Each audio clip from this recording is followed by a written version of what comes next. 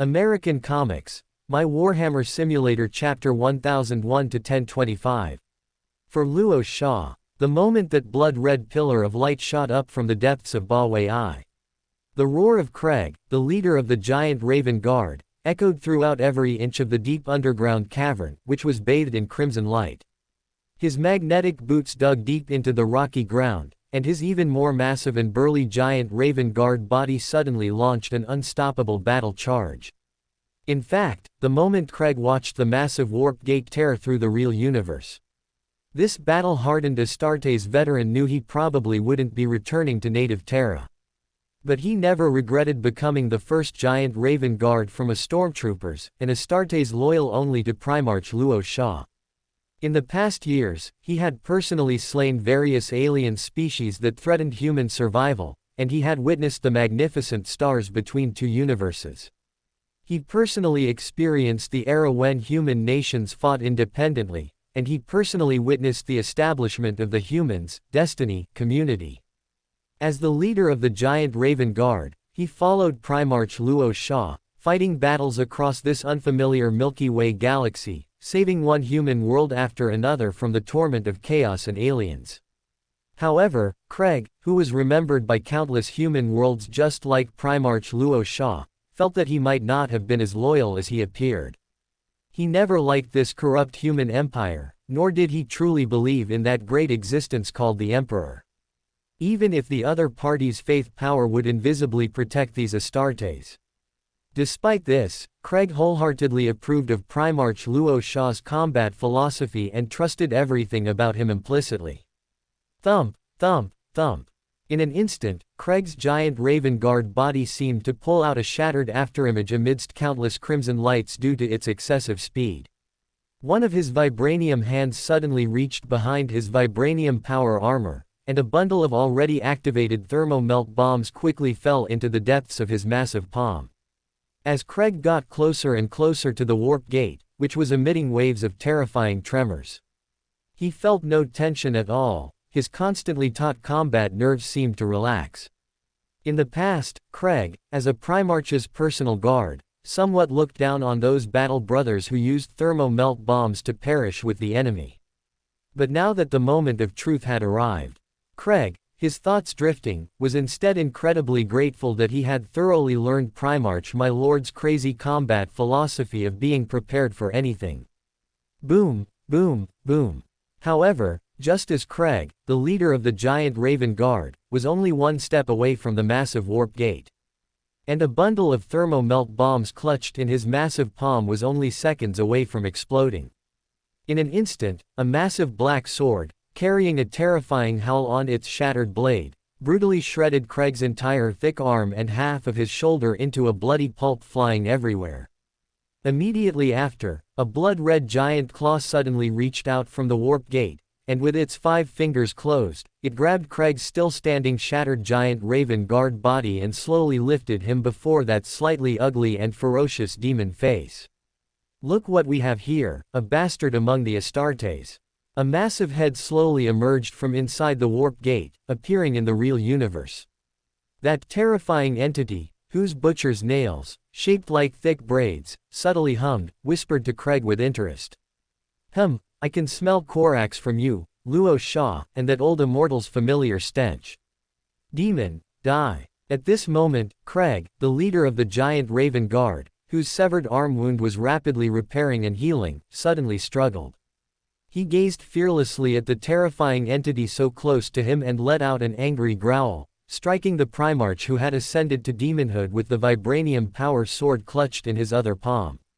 Heh, demon. Did Luo Sha not tell you that he also has good brothers like us in the warp?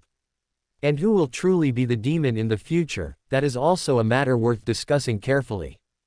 Angron, whose massive body clad in blood-red armor slowly stepped onto the ground of Ba Wei Ai, subconsciously let out a low laugh. A pair of blood-red wings, which burst open behind his broad back, made his massive size appear even more terrifying. Now, as a puppet of the great blood god, he had a rare moment of unrestricted autonomy, rather than being dictated by the butcher's nails. After casually batting away the vibranium power sword, he even begrudged himself the pleasure of personally crushing this severely wounded Astartes. However, Angron, having successfully entered the real universe, did not forget his true purpose for being here. His other giant claw, holding the massive black sword, suddenly swung forward. Countless corn demons, already impatient, immediately clawed their way through the warp gate. They wildly swung the melee weapons in their palms, charging continuously and fiercely upwards along the underground cavern's passage. Demon brats, in the name of the blood god, go give the so-called hive mind an unforgettable and painful lesson for all eternity. Blood for the blood god, skulls for the skull throne. To some extent, the fall of the Baal satellite was actually within the expectations of Luo Sha and others. Whether it was Luo Sha, the Lord of Typhoon, or Dante, who had just regained his morale, or every Astartes who came to support Baal, they all understood. Their final decisive battle with the Tyrannid would inevitably take place on Baal Prime. The Baal satellite was merely a secondary battlefield used to alleviate defensive pressure. However, with the arrival of Angron and the Khorne Daemonkin, the speed at which Ba Wei fell significantly accelerated, even far exceeding everyone's expectations. Even Captain Titus, whose combat power was extremely astonishing, had to fall into a state of severe injury after personally engaging Angron. If not for the battle brothers from the Ultramarines and Lamenters who risked their lives to rescue Captain Titus at the cost of dozens of times the casualties, it is estimated that he would have almost certainly died on Ba Wei. But when the Astartes, with only over 2,000 remaining, successfully returned to Axe Angel Fort, Luo Sha, with furrowed brows, vaguely sensed that Angron seemed to have deliberately allowed this remnant force to return. Otherwise, with Angron's murderous intent and the terrifying style of the Khorne Daemonkin, the number of Astartes who could have returned alive would likely have been even fewer. However, although Luo Sha temporarily could not fathom Angron's purpose and significance in interfering with this Tyrannid invasion, from a more realistic perspective, the arrival of the Khorne Daemonkin undoubtedly greatly alleviated the defensive pressure on the Baal system, giving countless Astartes more time to recover.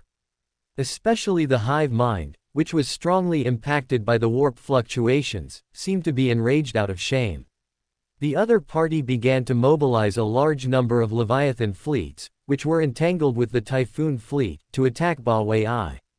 By the time a large number of Tyrannid spores were successfully deployed to the surface by angler whale bug ships, that place gradually became a bloody hell where Angron and the Khorne Daemonkin quickly racked up skull achievements. Thank you for your support. As time continued to pass, if someone were to look at Ba Wei from the cold void, they could almost see every inch of land, plains, and rugged mountains being buried by countless deformed skulls belonging to the Tyrannid. The blood-red atmosphere seemed to be burning fiercely, and the never-decreasing numbers of Khorne Daemonkin, wielding demonic weapons, continuously surged from the depths of the ruined fortress, engaging in incredibly fierce slaughter and combat with the swarming Tyrannid. Buzz, buzz, buzz. Just then, several Thunderhawk transport, their vector engines emitting a low roar, plunged into the atmosphere of Ba Wei, enveloped in intense fire. These flying vehicles, specially equipped with Gene Eater weapon, bombed the densely packed Tyrannid on the surface from high altitude without any hesitation. Whoosh, whoosh, whoosh. In an instant, Gene Eater weapon, each comparable in size to a mortal, plummeted from tens of thousands of meters, emitting terrifying whistling sounds.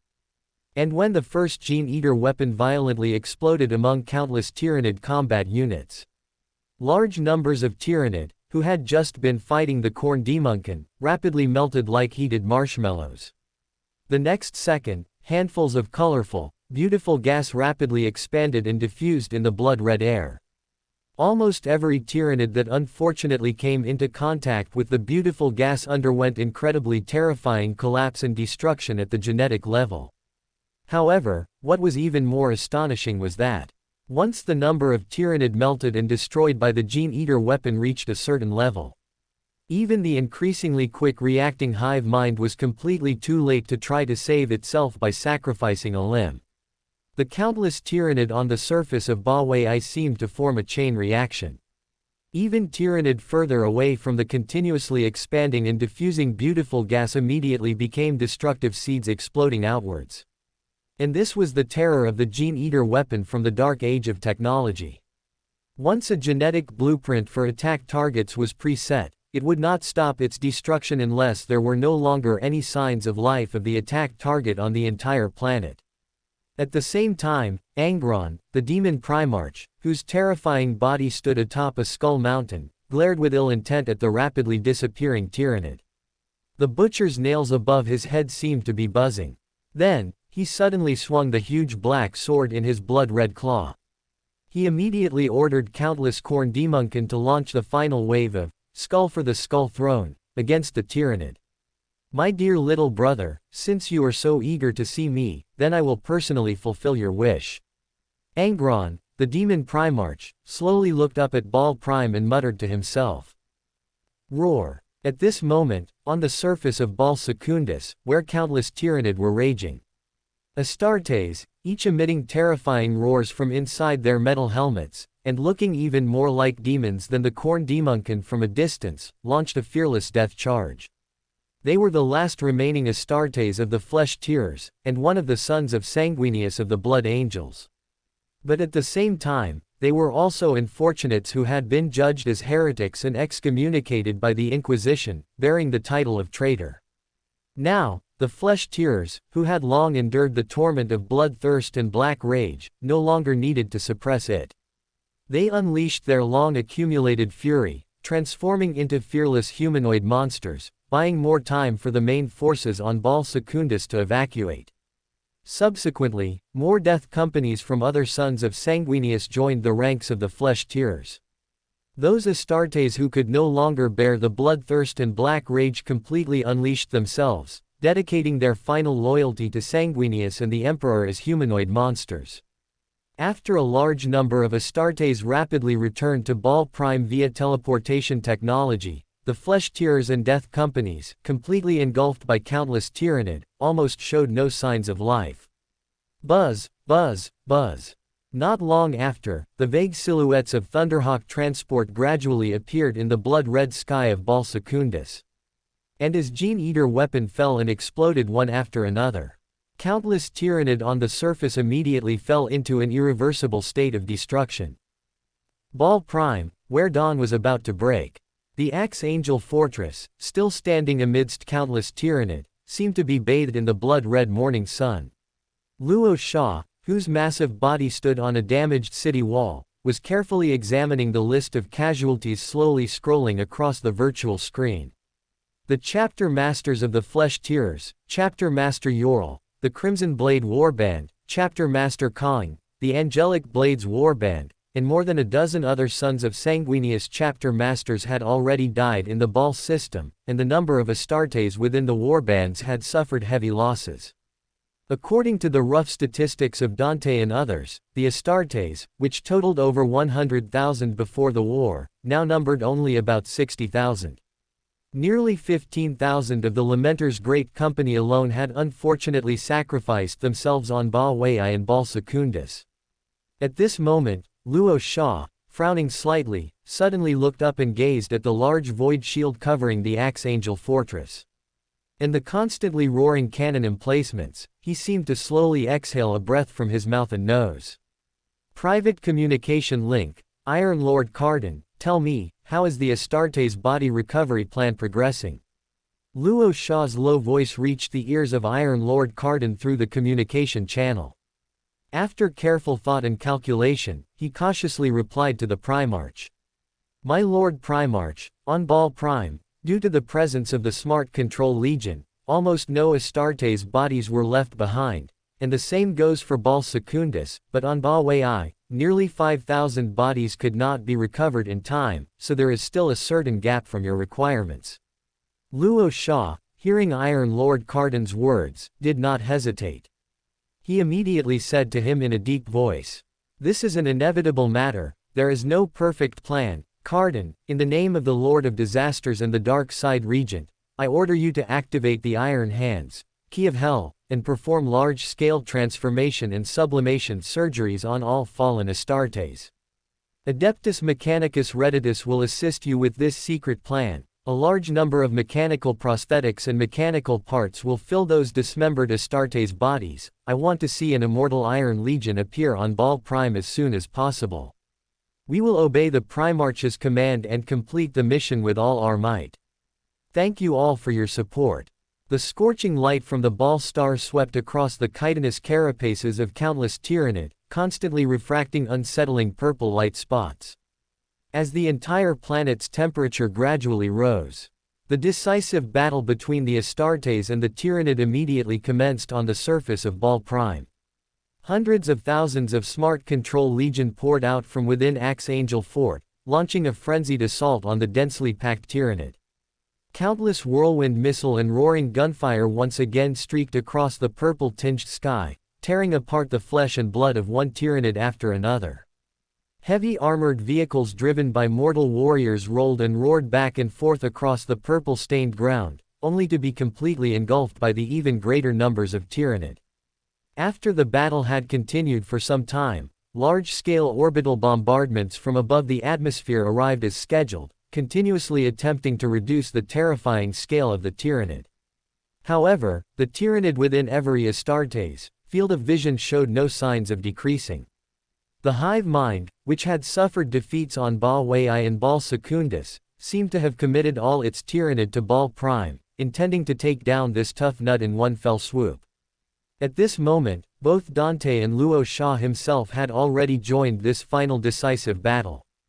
Dante, clad in golden power armor, soared repeatedly through the air using his jump pack, clutching an ancient imperial blood banner in one hand to constantly inspire the Astartes, morale and occasionally assist them in solidifying their defensive lines.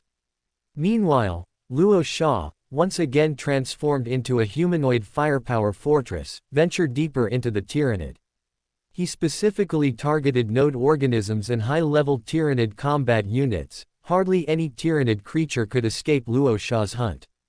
And as the battle time rapidly progressed, Thunderhawk transport, equipped with Gene Eater weapon, swiftly ascended from beneath Archangel Fortress's void shield. They launched devastating strikes against the countless surging Tyrannid. However, the prepared hive mind immediately released a large number of Tyrannid harpies to intercept the Thunderhawk transport's flight paths. Even when some Gene Eater weapon were successfully deployed, countless Tyrannid around the blast points chose to self-terminate, clearing out one blood and flesh isolation zone after another. Immediately following this, a large number of Tyrannid self-detonating creatures, only the size of a human head and seemingly containing some kind of gene-neutralizing substance, launched wave after wave of suicidal explosive sprays into the isolation zones, thereby weakening the destructive power of the Gene Eater weapon. Evidently, the hive mind, having just experienced two crushing defeats, had already, through the Tyrannid's unparalleled evolution and adaptation talents, temporarily devised a method to counter the Gene Eater weapon, and had even bred a type of Tyrannid self-detonating creature that the Astartes had never seen before. Buzz buzz buzz. At this moment, within his massive body, Luo Sha, whose 4 vibranium servo arms were rapidly rotating heavy firepower turrets and continuously firing terrifying beams, immediately changed his attack direction. In fact, he had long anticipated the Gene Eater weapon's ineffectiveness, as the same tactic could not be used on the Tyrannid a second time. Boom boom boom. Gauss cannon from the space Necrons blasted a twisted, hideous gap in the Primarch's path.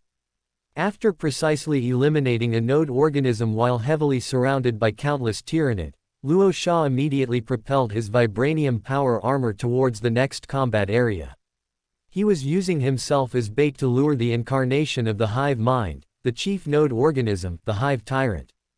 As long as Luo Sha could successfully decapitate the hive tyrant, the hive mind would be unable to produce such high-level combat units for a short period. And even if the Tyrannid, completely deprived of the hive mind's control, were numerous, they would merely be somewhat troublesome beast. Thump thump thump. Luo Sha, who was constantly dodging and weaving amidst the encirclement of countless Tyrannid, suddenly halted his shadow step. His incredibly keen beast instincts noticed dozens of blind tyrant guards quietly approaching under the cover of countless Tyrannid. And this also indicated that the Hive Tyrant was waiting not far from him for an opportunity to ambush. Luo Sha took a deep breath, showing no fear. Instead, his entire body trembled slightly from excessive anticipation and excitement. Hiss hiss hiss. In an instant, a crimson light, like burning fire, rapidly emanated from the depths of Luo Sha's helmet visors. This astonishing and terrifying sight made the entire skull mask resemble the twisted face of a demon prince. A large amount of viscous blood also rapidly appeared on Luo Sha's vibranium power armor, and even the Tyranid blood within several hundred kilometers underwent a bizarre change. At this moment, Luo Sha, wanting to quickly resolve the battle with the Hive Tyrant, released the warp essence belonging to Sanguinius without any hesitation. As that pair of incredibly massive crimson wings burst forth from behind his back. Across the entire chaotic battlefield, every Astartes descendant with Sanguinius's blood flowing through their veins instinctively felt a familiar throbbing from their gene father. Even more terrifyingly, a large number of mad Astartes who had originally entered a state of bloodthirst and black rage instantly sobered up. Under the powerful blessing of this bloodline throbbing, they could actually drive their terrifying bodies, enhanced by both bloodthirst and black rage, with an incredibly clear combat will. At the same time, Iron Lord Cardin, who keenly perceived the change in the battlefield situation, immediately issued the order to attack. As streaks of azure light from teleportation technology spread across the periphery of Archangel Fortress, tens of thousands of undead legion, with robust and complete bodies, looking more like steel monsters, suddenly revealed their terrifying forms. These emotionless and merciless undead Astartes swiftly launched continuous assaults on the Tyranid within their field of vision. For Sanguinius, Dante, suspended above the battlefield, instinctively raised the power sword in his hand and let out a sky-shattering roar to all the Astartes. His consciousness slightly dazed, he seemed to have witnessed a familiar, immensely large figure clad in a blood-red robe slowly descending upon the Baal battlefield. That was the gene father of their blood angels, the Archangel Sanguinius. For Baal, for the Emperor, for Luo Sha. At this moment, angry war cries rose and fell among the Astartes. Everyone's combat will was completely ignited by the incredibly passionate emotional fluctuations. This also led to an unbelievable and insane reversal of the battlefield situation between the Tyranid and the Astartes. Thank you all for your support. Amidst the heavy encirclement of countless Tyranid, Luo Sha, who had completely activated Sanguinius's warp essence and was releasing the power of blood, immediately launched an incredibly frenzied bloody slaughter. Large amounts of arthropod remains belonging to the Tyranid flew everywhere, and every inch of sand seemed to be stained purple by the splattered Tyranid blood. At this moment, Luo Sha, whose massive body clad in vibranium power armor seemed to be expanding and growing taller, suddenly swung the Dawnbreaker Warhammer tightly gripped in his palm. He swept away more than a dozen blind tyrant guards charging at him, turning them into explosive, bloody remains on the spot. Just a few seconds later, the Dawnbreaker Warhammer, held high above Luo Sha's head, was heavily slammed onto the purple sand. An invisible impact wave covering an area of several kilometers immediately spread out towards the endlessly surging Tyranid, and continuous, violently exploding ground fissures almost instantly cleared out a large empty space, leaving only bloody remains. Bang, bang, bang. However, just as Luo Sha, whose combat power was becoming increasingly terrifying, intended to use the ceaselessly boiling power of blood as a catalyst to control and mobilize the omnipresent Tyranid blood within the sand. The Hive Tyrant, which had been lurking beneath the nearby sand for a long time, seemed unable to suppress its urge to ambush the Primarch any longer. Taking advantage of the brief window when a large number of Tyrant guards charged at Luo Sha once more, the Hive Tyrant immediately propelled its terrifying body, which was about 10 meters tall and possessed 4 thick, segmented limbs, out from deep underground. It was covered in countless gravel sand as it charged astonishingly towards Luo Sha's position. Roar! Luo Sha, whose fighting style grew wilder, swung the powerful Dawnbreaker Warhammer with all his might, using his thick arms. He forcefully broke through the heavy resistance of the numerous Tyrant guards, charging towards the advancing Hive Tyrant like a demon prince in a state of fury. Boom! In an instant, the two incredibly fast monsters collided with a heavy impact, like cannonballs just fired. Countless terrifying impact waves splattered from between them, even rapidly transmitting tens of kilometers away into the depths of the chaotic battlefield. It also made the many Astartes, who were fighting bravely, subconsciously worry about the Primarch's safety. However, the tragic fate of a group of Tyranid attempting to approach the battleground between Luo Sha and the Hive Tyrant indirectly proved how superfluous such worries were. Rumble. At this moment, Luo Sha, with little sanity remaining, chose not to dodge or use any combat techniques. He, now a humanoid monster, engaged in the most primitive, savage, and bloody head-on clash with the Hive Tyrant. The Dawnbreaker Warhammer, almost a blur of black, and the blade-like limbs, accompanied by piercing shrieks, continuously collided fiercely. Crack! At this moment, a terrifying claw from beneath the Hive Tyrant's ribs unexpectedly shattered Luo Sha's skull helmet. Even though Luo Sha, reacting quickly, had anticipated the sneak attack, several incredibly sharp claw tips still deeply pierced into Luo Sha's skull. However, before the successful ambushing Hive Tyrant could dig out the Primarch's entire brain, Luo Sha, roaring in anger, showed no intention of retreating. He merely slightly adjusted the swinging direction of the dark-bodied Dawnbreaker Warhammer, which was covered in copious amounts of crimson blood. He directly blasted open a terrifying wound, almost completely through, in the Hive Tyrant's chest and abdomen, which had been exposed due to its sneak attack, forcefully compelling the Hive Tyrant to abandon its offensive ambush against him. Hiss, hiss, hiss. At this moment, countless streams of blood on Luo Sha's fractured skull seemed to flow backward. His exposed, broken brain and terrifying wound also showed visible, rapid healing. The next second, he once again let out a sky-shattering, frenzied roar from his mouth. Luo Sha, devoid of any reason, managed to execute a near-instantaneous shadow step, relying on the combat instinct inscribed within his massive body, directly appearing above the Hive Tyrant's broad back. Buzz, buzz, buzz. Immediately after, countless Tyranid blood within tens of kilometers seemed to be summoned, gradually boiling among the purple sand. Then, large amounts of Tyranid blood, transformed into purple arrows, quickly converged towards Luo Sha and the Hive Tyrant.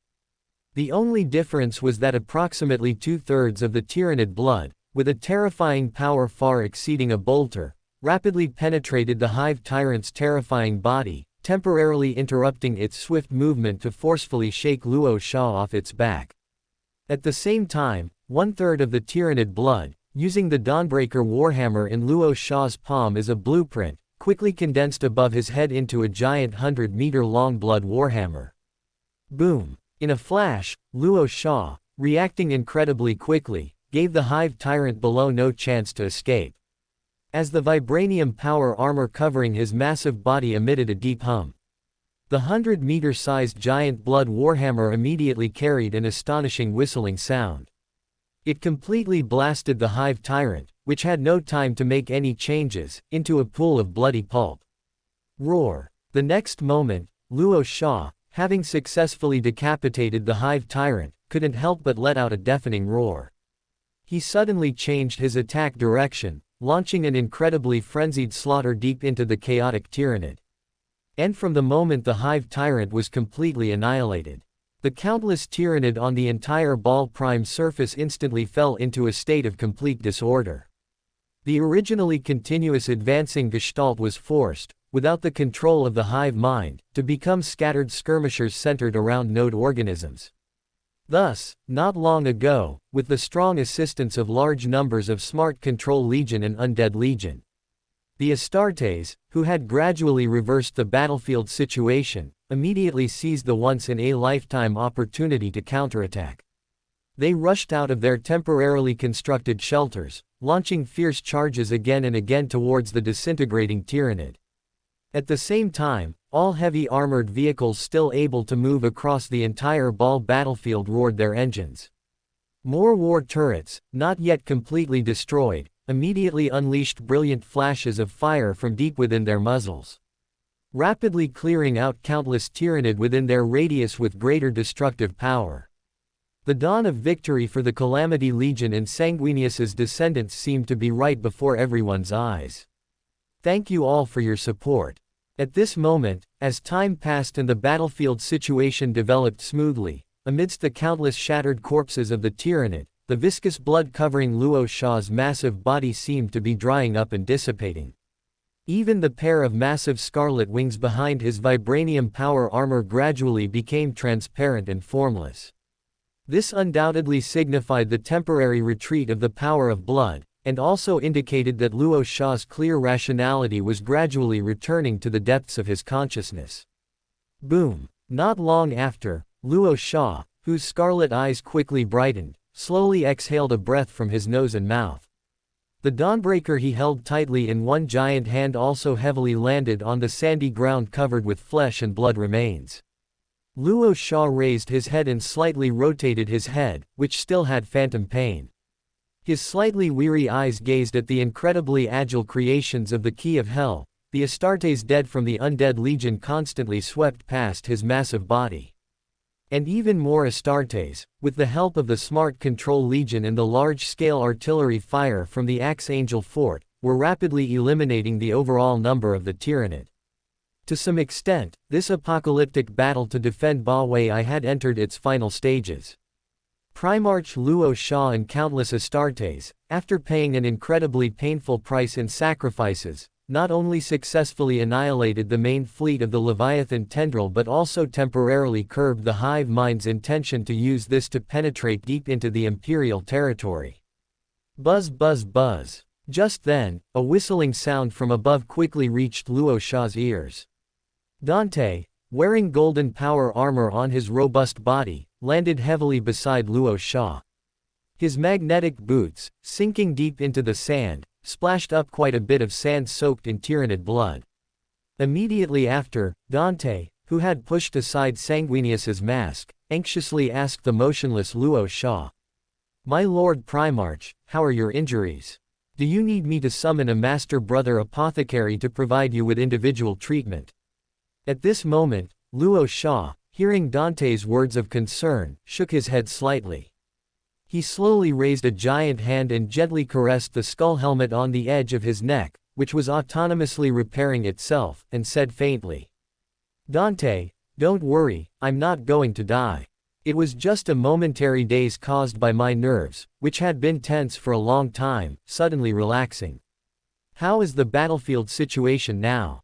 As soon as Luo Sha finished speaking, Dante, whose aged face unconsciously revealed a bitter smile, immediately said, "My Lord Primarch, this large-scale defensive war will undoubtedly end in our victory, but the price paid for it is also quite terrifying. Based on current rough estimates, the number of Astartes who have died in battle has reached around 35,000, and the number of mortal warriors is countless. Perhaps after our main forces have completely wiped out those Tyrannid that have completely devolved into beasts, the total casualty count will rise even further. Among them, your Calamity Legion is expected to have the most casualties. The Lamenter's Great Company alone has already lost over 18,000 men. The casualties of the other companies are currently unknown and will require specific tabulation after the war. The Blood Angels and the Sons of Sanguinius who came to reinforce them together number less than 10,000. Roughly a dozen Sons of Sanguinius warband formations have been virtually wiped out. For example, the Flesh-Tearers warband was completely annihilated, with not even a gene seed remaining. As for the fleet that is concluding the naval battle, out of 2,000 ships, only a few hundred main warships are still capable of fighting, and each one is heavily damaged, requiring urgent maintenance and repair.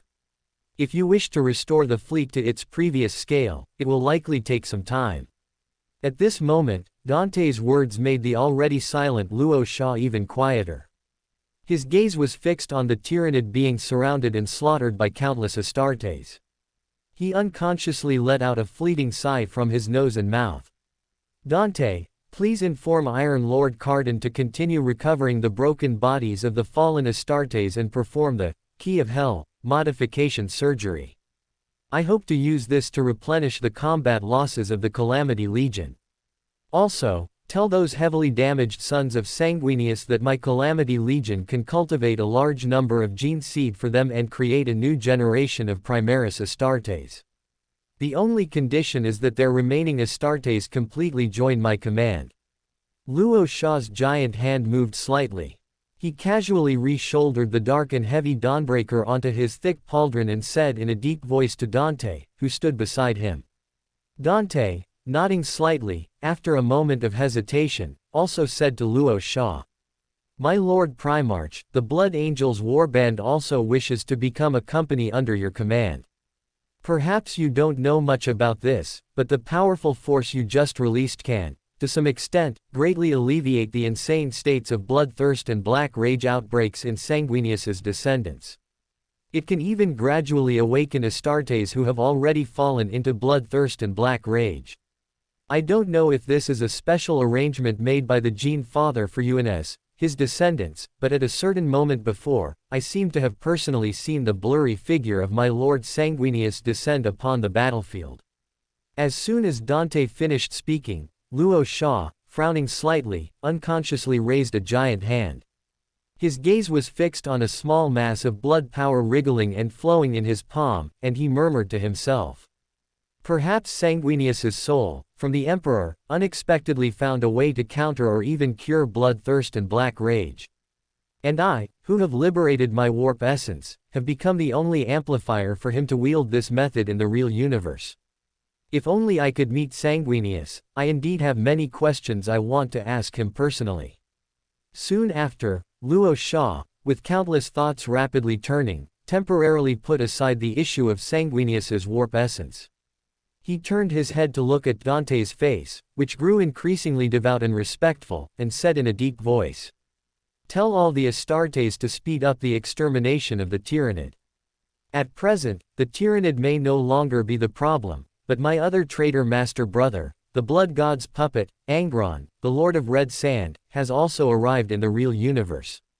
I absolutely do not believe that he went to such great lengths to descend upon Ba Wei simply to alleviate our battlefield pressure against the hive mind. If the situation continues to worsen for us, perhaps to reduce the casualties of my sons, I may have to break some conventions and pull in some external aid to deal with Angron. Thank you all for your support. Welcome to Fanfic Audiobook, your go-to place for immersive audiobooks.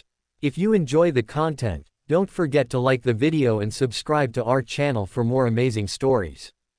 And please support the author by link in description. In the cold void, a small number of angler whale bug ships that had luckily survived the brutal naval battle were accelerating their escape from the Ball system under the clumsy cover of giant Tyrannid creatures. The hive mind, having already deemed the situation hopeless, decided to conserve biomass and leave a fleet of seeds for the Leviathan tendrils to rise again. However, the hundreds of main fleet ships led by the Gloriana-class battleship, Iron Fist, did not give this Leviathan fleet seed a chance to escape. Even though their massive hulls were scarred and the energy flares from their warp auxiliary engines flickered erratically, countless capital ships, led by the fleet master, forcibly intercepted the remaining dozens of angler whale bug ships and launched an extermination order-like annihilation battle without any hesitation. At the same time, the Hero Tower, a war fortress whose overall structure was almost undamaged, slowly moved to a position near Ba Wei. The planet destroyer cannon, capable of destroying an entire planet with a single blow, was gradually accumulating energy, awaiting the extermination order from the Primarch. Immediately after, a large number of auxiliary ships that had not suffered too many losses began to clean up the entire void battlefield. Countless remains of Tyrannid void creatures were incinerated by the lance arrays, and capital ships with terrifying scars across their thick hulls, but whose adamantium keels and internal structures could still be repaired, were gradually towed back to the damaged spaceport on Ball Prime, awaiting repair work by tech priests and a large number of automatic servo robots. Even more large and small shipwrecks that had unfortunately broken into large quantities of metal fragments or collided into the rudimentary forms of space hulks were successfully recovered by the incredibly diligent auxiliary ships. Their fate would either be to become mechanical parts for the repair of a capital ship or to be remelted into various metal materials, with not a single bit going to waste. Click, click, click. However, at this moment, in a peripheral area far from the center of the naval battle, deep in the cold void, gradually surrounded by countless asteroid meteorites and shattered metal debris, inside the massive wreckage of half a capital ship, slowly tumbling and rotating, a faint fluctuation of chaos psychic power seemed to subtly emanate. Buzz, buzz, buzz. The next moment, an incredibly tall red cyclops slowly stepped out of a barely maintained warp gate. He arrived in a tilted bridge filled with the floating corpses of numerous mortal crew members, the fleshy remains of Tyranids, and the severed limbs of Astartes. This place is filled with the wonderful scent of lingering desperate souls. If only I had come a step earlier, my poor little brother, this warp gate won't last much longer. Do you dare to descend into the real universe? The deep voice of the red cyclops slowly echoed in the completely vacuumed, cold environment. It seemed that this harsh cosmic environment, which even gene seed primarchs could only endure for a short time, had no effect on him. One-eyed Magnus, I remember in the past, you weren't so verbose. Has 10,000 years of time made you weaker? At this moment, the last syllable of the red cyclops's words had not yet completely dissipated. A deep voice, heavily laden with evil and panting, quickly retorted. It seemed that the previous words had clearly provoked a strong, heartfelt aversion from the other party, or perhaps these two warp entities were fundamentally at odds. Hiss, hiss, hiss. The next second, the unknown warp evil entity did not say anything more. Wearing an incredibly ornate and exquisite purple gold armor, the other party immediately swayed his completely inhuman, massive serpent body, forcing his way out of the collapsing and dissipating warp gate, and completely arrived in the real universe. And judging from the pale long hair scattered on the outside of his purple gold armor, the utterly unrestrained evil and charm on his beautiful face, and the four thick arms slowly hanging by his side, this second warp entity to descend was one of the human empire's traitor primarchs, the demon prince of Slaanesh, the fallen purple phoenix, demon prince Fulgrim. As for the red cyclops who had descended earlier, he was the infamous Tzeentch demon prince, the one-eyed Ogryn, Red Magnus. My dear primarch brother, this time you came to beg me. Do you know how much effort and how many souls of believers I wasted just to send the two of us here?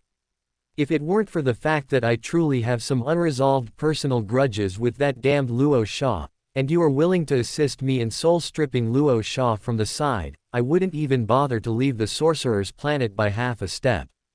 At this moment, Red Magnus, with his red chin slightly raised, spoke to Demon Prince Fulgrim, who was within arm's reach, in an arrogant tone.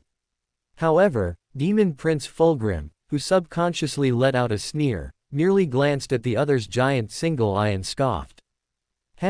Magnus, even your master wouldn't dare to shout that loudly in the depths of the warp. Haven't you had enough of Luo Shah in your crystal labyrinth? The great Slaanesh is certainly tired of it. Our little brother, he has now suddenly transformed into a formidable. Enough, shut up. Just then, Magnus, whose expression changed slightly, immediately interrupted the other's words. His giant single eye suddenly wide open, he fiercely waved the golden scepter in his red hand. Wisp after wisp of chaos psychic power, summoned at will, did not emit any fluctuations outward, but only targeted Demon Prince Fulgrim standing before him. And Demon Prince Fulgrim, with a cold sneer on his face, immediately twisted his massive serpent body, temporarily moving away from Magnus's vicinity. As his four thick arms danced back and forth, two twisted scimitars, whose sharp edges occasionally flashed with dense purple light, had already fallen deep into his massive palms. Oh dear, I'm so sorry, I seem to have accidentally hit a nerve. My dear Magnus, do you really want to have a passionate duel between brothers with me? If you just casually drop that golden scepter in your hand and take off the heavy armor on your strong body, perhaps I will completely fulfill your wish.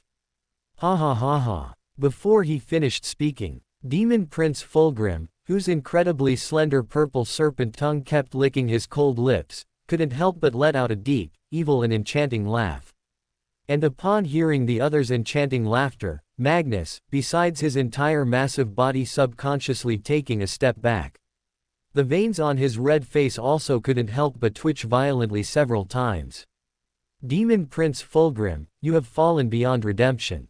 I am your brother. By Tzeentch above, I admit defeat, I'm not as perverted as you. You just need to tell me when to launch a sneak attack on Luo Sha himself, don't tell me anything else, and I don't want to know. But just then, Demon Prince Fulgrim, whose laughter had completely disappeared, spoke faintly to Magnus in an extremely calm and evil tone. Magnus, do you think we went to all this trouble to descend here just to cause trouble for Luo Sha? With your perspective and wisdom, how could you become Tzeentch's demon prince? Has your master told you nothing? Forget it, none of that matters. You just need to know one thing. The current time node and the number of Primarchs are not correct enough, we need to keep waiting. Thank you all for your support. Chapter 1007, Gathering of Heroes, the Regent and the Gas Can. At the same time, in the northern part of the Ultima Segmentum, not far from the Ball system. As a large warp gate gradually opened, massive metal ships, with their Geller fields fully active, were slowly emerging from the chaotic and treacherous depths of the warp. Looking out, this vast fleet, whose number of capital ships was second only to the Calamity Legion, seemed to belong to Regent Guilliman's Indomitus Crusade fleet. The most striking of these colossal vessels was naturally the Gloriana-class battleship, Makraga's Honor, whose construction specifications far exceeded those of ordinary ships. At this moment, Regent Guilliman, clad in the armor of fate, stood within the incredibly busy main bridge. His massive hand continuously caressed the cold hilt of the Emperor's sword. A pair of indifferent eyes, devoid of emotion, fully absorbed all the information and data being rapidly processed by the mortal crew members into the depths of his mind. However, Regent Guilliman, whose entire body stood like a mountain on the metal floor, did not utter any commands. These matters before him were the existential mission and life's duty of every mortal crew member. Even as a Primarch and Regent, he could not forcibly deprive others of their devotion to the Emperor. What's more, this was merely an occupational hazard that Regent Guilliman had temporarily developed after dealing with too many complex internal affairs of the human empire. At this moment, the Regent, whose overall demeanor and resolute face seemed to have aged by hundreds of years, subconsciously let out a sigh. The human empire now seemed to be gradually getting back on track with the return of several Primarchs. However, only Guilliman, who had a complete and in-depth understanding of the human empire's entire situation, truly knew where the difficulties lay. Even in terms of his countless achievements in handling the internal affairs of the human empire, his little brother would probably never be able to catch up to him. However, the supremely rational Regent Guilliman had also, for a long time, directly faced the darkest side of the constantly decaying human empire. Ever since the Great Rift was forced open, splitting the entire human empire's territory in two. Millions, even tens of millions, of imperial worlds were constantly being invaded by various Xenos or Chaos forces. Almost every minute and every second, loyal humans' master citizens were completely reduced to sacrifices or slaves. Yet, whether it was the Indomitus Crusade launched by him, Regent Guilliman, or Luo Sha's endless patrols back and forth, or even Lionel Johnson, who was rumored to be rapidly reclaiming the Imperium Nihilus territory, the impact these loyal Primarchs could truly have was merely a drop in the bucket. What made Regent Guilliman feel even more despair was this. Not long ago, he had unexpectedly learned a top-secret piece of information from the Mars Mechanic Guild. That was, the Golden Throne, which maintained the Emperor's shattered body, was gradually losing its effectiveness, and countless Magos from the Mars Mechanic Guild were helpless about it. As he briefly lost himself in thought, Regent Guilliman, whose breathing seemed to slow, vaguely recalled the ancient Aeldari history that Ivrain of the God of Death had once told him. When a warp Loki unexpectedly emerges within an immensely vast intelligent species, the first to suffer utter annihilation are the members of the same species as the warp Loki. Moreover, this was not Xenos, empty talk, the Aeldari's past history had already thoroughly proven this point. So now, who is the great being within the entire human empire that is closest to that terrifying boundary? Naturally, it is the human's master, worshipped and sacrificed to by billions of humans, master believers for 10,000 years, currently enduring on the Golden Throne. The gene father of these loyal Primarchs, the Emperor. HMPH. At this thought, Regent Gilliman, whose breathing seemed to have completely stopped, subconsciously let out a fleeting, subtle sound from the depths of his throat. Subsequently, his entire consciousness immediately completely detached itself from a certain negative emotion filled with endless despair and infinite fear. Father was never a god. He did not wish, nor did he want, to become a god. Even if he had to bestow blessings in the name of the Emperor, it was out of his necessity. And what we loyal Primarchs can do is to prevent such a terrifying future from truly befalling the human empire. At this moment, Regent Gilliman, whose indifferent eyes gradually firmed, felt as if his soul had touched some extremely precious mystical power. However, just as he was about to focus all his attention to deeply explore that unknown mystery.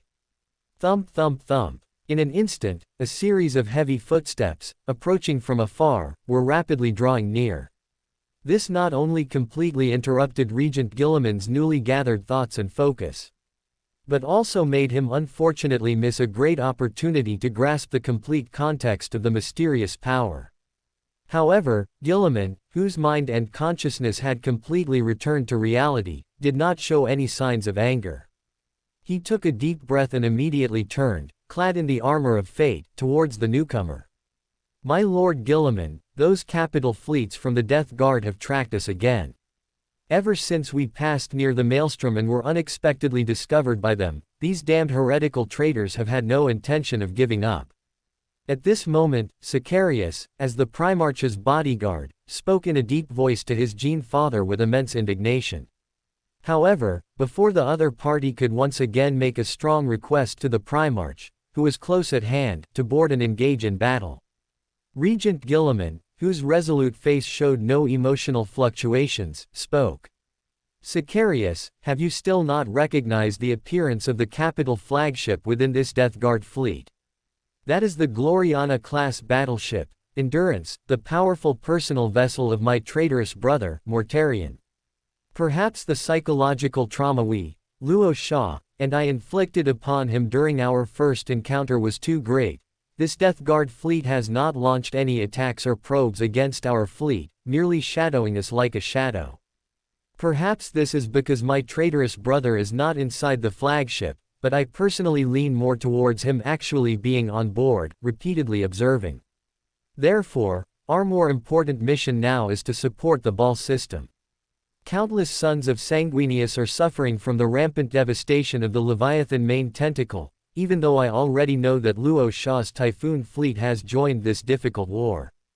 But since I, as the regent and an elder brother, unexpectedly received their distress signal and can mobilize a larger number of Indomitus fleets, then I must go to alleviate the terrifying pressure from the Tyrannid for them. As for Mortarion, if he still dares to have his entire fleet follow us again, then Luo Shah and I will naturally find an opportunity to make him roll back into the depths of his garden once more. Thank you all for your support. As time continued to pass, once no Tyrannid could be found throughout the entire ball system, it signaled the temporary end of Luo Shah's confrontation with the hive mind. However, no one grew complacent because of this, as the Chaos Demon invasion on Ba Wei still awaited subsequent handling. Thus, every Astartes, their bodies covered in scars, seized the opportunity to meticulously maintain their power armor and rapidly recuperate their minds and bodies.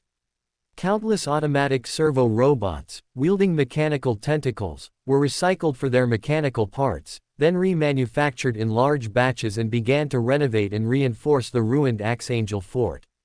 One after another, capital ships moored in the damaged spaceport joined the massive repair and maintenance project, consuming astronomical amounts of strategic resources. At the same time, if anyone were to stand on Ball Prime or Ball Secundus and look up at Ba Wei, they would almost immediately see an enormous octagonal chaos symbol, formed from countless Tyrannid skulls. This seemed to symbolize the Korndemonken's devout offering to the great blood god, and also Angren's silent mockery of Luo Sha. Despite this, Luo Sha, who was using the War Fortress Hero Tower to impose an extermination order, did not immediately launch an attack to wipe out the Chaos Invasion. He merely dispatched capital ships that had completed repairs and reorganization at regular intervals to conduct large-scale orbital bombardments, thereby reducing the numbers of the countless Korndemonken. Thump, thump, thump. Just then, on the massive angel dome of Archangel Fort, Dante, clad in golden power armor, swiftly arrived before Luo Sha. He gazed at the Primarch my lord, who seemed to be lost in thought, and without hesitation, began his report. Primarch my lord, our Astartes are gradually regaining their combat effectiveness, and a large number of capital ships are also completing their overhaul projects, especially the Blood Angels and numerous successor chapters who have been equipped with new power armor and weapons. They will undoubtedly display unexpected combat prowess on the battlefield later. Additionally, your Iron Undying Legion, after more meticulous adjustments and repairs, can be said to be an extremely terrifying combat force. Currently, I am conducting ideological propaganda among all Astartes, hoping to make everyone accept and understand the significance of the Iron Undying Legion's existence from both a conceptual and fundamental level. After all, for the Astartes, a death modification surgery that can retain most memories and combat skills can be considered a second life. As soon as Dante finished speaking, Luo Sha, whose cold gaze had subtly shifted, seemed to recover from his reverie. He slowly took a deep breath, looked up at the exceptionally clear octagonal chaos symbol on Ba Wei I, and said in a deep voice, "In some ways, I am becoming more and more like the Emperor on the Golden Throne, even fully utilizing the corpses of Astartes after their deaths. If one day they wish to rebel against me, their Primarch, I would completely understand their actions." At this moment, Luo Sha's low words caused Dante, who stood by his side, to fall into temporary silence. However, Dante, with a slight frown, still organized his words before cautiously speaking to Luo Sha. "Primarch my lord, this is the predetermined fate of every Astartes. To die on the battlefield for the Emperor and the Primarch is their only duty. As descendants, we may not be able to understand the Primarch's way of thinking, but none of us have ever regretted the commands and demands of our Gene Father, for loyalty itself is its own reward." Dante's words slowly echoed in Luo Sha's ears. After a long silence, Luo Sha took another deep breath and said, "I am not saddened by the casualties of my descendants. Rather, it is because I just forcibly peered into the future using the powerful psychic precognition ability I inherited from the traitor Primarch Kosh, but it seems there is some powerful entity constantly interfering with my psychic precognition, preventing me from clearly seeing a more detailed future. I only vaguely saw an extremely brutal high-level war, where my Astartes descendants could only become cannon fodder on the chaotic battlefield, without even the qualifications to participate. Only we Primarchs can successfully survive the coming unknown battlefield and continue to fight against terrifying enemies. This is probably not the usual battle between the human empire and Chaos Demon. I am now increasingly suspecting that guys from other places are launching a true universe invasion." Luo Sha's words made the expression on Dante's aged face become completely solemn. Although he did not understand the meaning of some unfamiliar words spoken by the Primarch, it did not prevent an Astartes veteran from quickly raising his guard.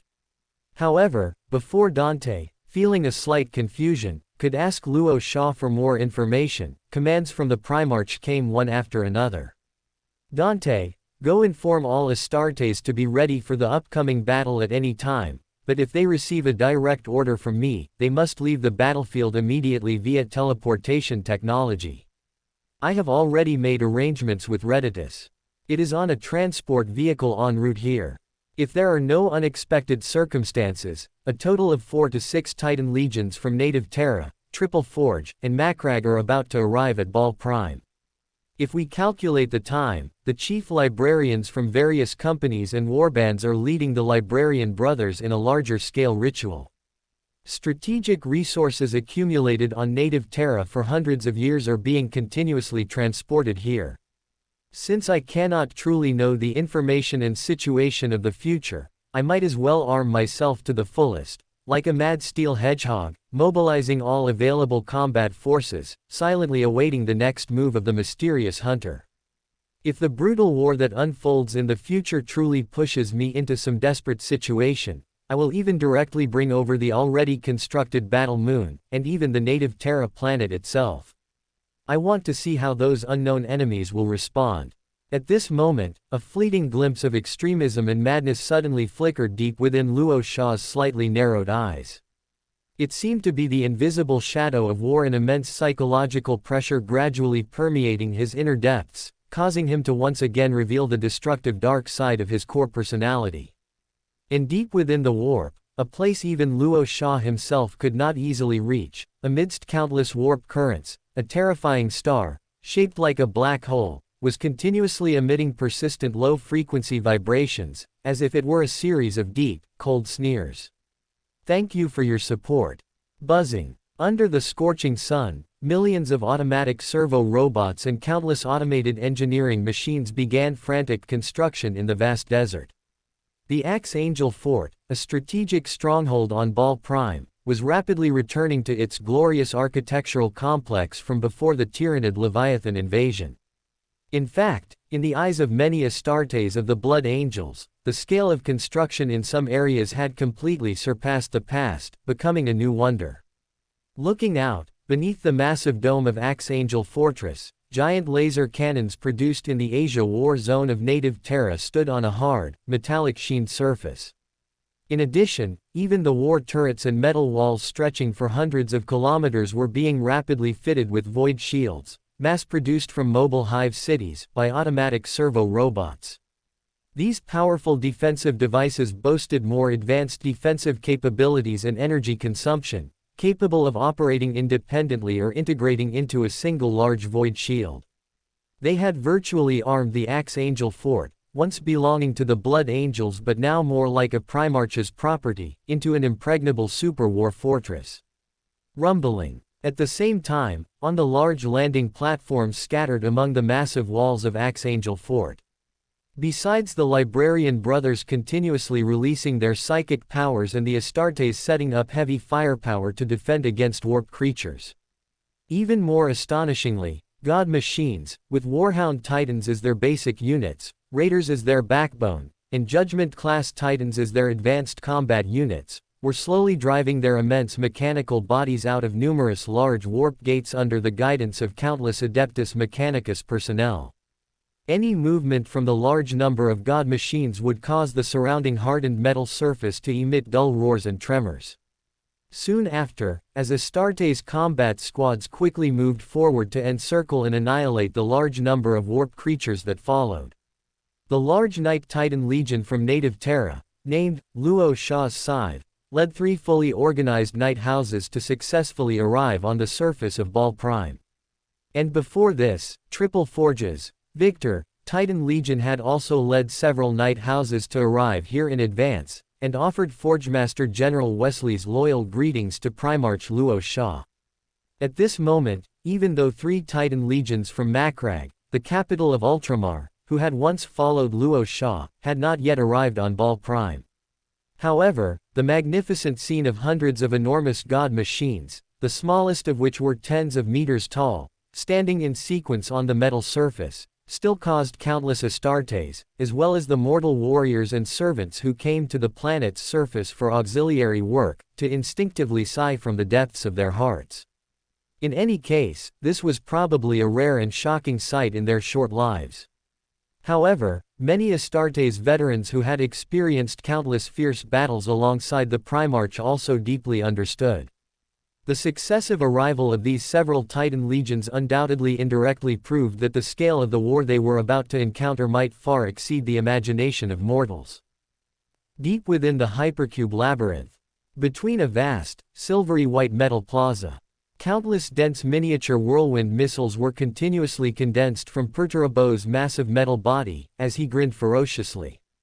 Then, accompanied by extremely ear-piercing shrieks, they streaked across the air, launching a continuous, overwhelming bombardment on Luo Sha, who stood still. Aha! Luo Sha, you actually dared to enter this prison where we are held in your true form. Who gave you the courage? Has your mind completely broken down? Die for me. At this moment, Perturabo, who was continuously roaring with his mouth opening and closing, seemed to be completely immersed in an extremely fanatical state of excitement. After the condensed miniature whirlwind missiles were almost all fired, one of his huge metal hands swung down forcefully. Dozens of Iron Ring Generation 2 robots, made of living metal, had been hidden in the surrounding metal floor. They swiftly charged with astonishing momentum towards Luo Sha, who was encircled by dark shadow on his massive body. Perturabo, have you had enough? However, at this moment, Luo Sha, whose expression on his bronze, cold face remained unchanged, merely raised his vibranium hand and waved it. In an instant, a massive surge of dark shadow, gushing from within his body, like a terrifying giant wave, submerged everything within a 1-kilometer radius, and completely froze the Iron Ring Generation 2 robots that were charging head-on. Damn you, Luo Sha. If you have the guts, come at me head-on. What kind of loyal Primarch plays with psychic powers? Are you going to learn from that one-eyed Ogryn? Perturabo, with a clear hint of displeasure on his metal face, swung several large-caliber cannons that had rapidly condensed from behind his massive metal body. He stared intently at the dark shadow power, which was several times stronger in both momentum and quality than before, and shouted loudly in Luo Sha's direction. But just then, Omegan, who had been standing by with his thick arms crossed, watching the show, suddenly turned his head and said to Perturabo, I say, Perturabo, if I were you, I wouldn't continue fighting Luo Sha. Haven't you realized yet? Our little brother seems to have something to discuss with us. Perhaps, if the conditions are right, you and I might actually be able to go out for a stroll. As soon as Omegan finished speaking, Perturabo, who quickly reacted, immediately raised his slightly glowing metal brow. He instinctively let out a cold snort from his mouth. However, the large-caliber cannons, which had been about to continue firing and roaring, were instantly retracted by Perturabo deep into his massive metal body. At the same time, seeing that the other party had temporarily given up the idea of fighting, Luo Sha, who also quickly retracted wisps of dark shadow back into his massive body, slowly took a deep breath. His cold gaze fixed on Omegan, who stood not far away, and Perturabo, who was stepping forward, and he said in a deep voice, Omegan's guess is correct, I do indeed need your strong assistance. I am currently on Sanguinius's home planet, Baal, and have just concluded a brutal war with the main tendrils of the Tyrannid. Our other traitorous brother, Angron, the Lord of Red Sand, is awaiting my arrival on a planet's moon. But these are not the main reasons I've come to seek your help, brothers. If my premonition and thoughts are not mistaken, I suspect a terrifying invasion from another vast universe is about to begin. Thank you all for your support. Hiss, hiss, hiss. As a large amount of white mist permeated the air, a lush Caliban dark forest with an enormous canopy slowly emerged on the barren surface of an unnamed planet. The next moment, most of the white mist suddenly dispersed, revealing the unfamiliar scene deeper within the dark forest. An aged figure, his massive body covered in dark green power armor, stepped to the edge of the illusory forest, his two huge hands firmly gripping a golden kite shield and a sword of loyalty. As he subconsciously narrowed his deep eyes and looked around, behind his broad back, dark angels, each wearing a red-winged helmet and their dark green power armor fully armed with various heavy firepower, appeared. Alongside them, absolvers, their robust bodies clad in older model black power armor, also revealed themselves. Looking out, the number of these taciturn Astartes was likely over 2,000. Anywhere they were deployed on an imperial world, they would represent a formidable fighting force. My Lord Lionel Johnson, have we reached our destination? But this surrounding environment doesn't look like the Baal system, does it? I remember it being a desert environment. At this moment, Saifu Luo Sha, his white tiger greatsword still on his back, immediately drove his vibranium power armor forward. He passed many Astartes and quietly asked Lionel Johnson, who was deep in thought. Meanwhile, not far from Sai-Fu Luo Sha, Grand Master Azrael of the Dark Angels battle group, who was about to ask his Gene Father a question, wisely closed his mouth. Currently, the Astartes gathered under Lionel Johnson's command were clearly divided into two factions. One faction was the Atonement faction, primarily consisting of the entire Dark Angels battle group and a portion of Inner Circle veterans, while the other was the Return faction, mainly comprising Sai-Fu Luo Sha, the Absolvers, and the Calamity Legion including the Space Wolves. Even though the old and new grudges between the two sides were gradually dissipating and resolving with the return of Lionel Johnson, there were still many disagreements and disputes in how some matters were handled. Sai-Fu, to be honest, I don't know what just happened. It seems some powerful entity or mysterious force inadvertently interfered with my teleportation ability. It could also be that we brought too many combat personnel this time, but when we reclaimed Imperial territory before, we transported even more combat personnel and heavy vehicles, and there weren't any major issues. At this moment, the calm Lionel Johnson slowly shook his slightly reflective bald head. He said to Sai-Fu Luo Sha without turning around, "Sai-Fu, immediately send out a reconnaissance team in each direction to thoroughly ascertain where we have arrived. Azrael, bring me the holographic stellar map. Everyone else, rest in place, and remember to stay vigilant." As soon as Lionel Johnson finished speaking, Sai-Fu Luo Sha, nodding heavily, immediately waved a vibranium hand. Several Astartes combat teams belonging to the Absolvers, ahead of the Dark Angels, began reconnaissance operations on the barren surface covered with jagged rocks. Following this, a solemn-faced Azrael quickly moved his dark green power armor forward. He bent down and placed a portable holographic stellar map device within the sight of Lionel Johnson and Sai-Fu Luo Sha. "Sai-Fu, are you sure the information from Luo Sha is correct? Is he still in the ball system right now? Let's not make a wasted trip, it might be more convenient to just take a ship." Lionel Johnson's gentle gaze rested on Sai-Fu Luo Sha's incredibly familiar face. Sai-Fu Luo Sha took a deep breath, his brows slightly furrowed, and he said in a deep voice to the Lionel Johnson, "My Lord Lionel Johnson, Primarch Luo Sha, whom I know, is a man of his word and will never give up halfway. Moreover, when that distress signal reached me, he had just led the entire Calamity Legion to help the Blood Angels and their successor chapters finish a difficult battle against the Leviathan main tentacle, even successfully saving the ball system. In this battle alone, Luo Sha lost 30 to 40,000 Astartes. He will certainly order the entire Legion to rest in place and will not easily leave the ball system. If he hadn't vaguely detected signs of invasion from other universes, Luo Sha would never have risked mobilizing us, because the mission of reclaiming Imperium Nihilus is clearly more important. Since he chose to speak, the situation might be much more serious than we imagined." At this moment, Lionel Johnson and Azrael, upon hearing Sai-Fu Luo Sha's words, subconsciously nodded their heads.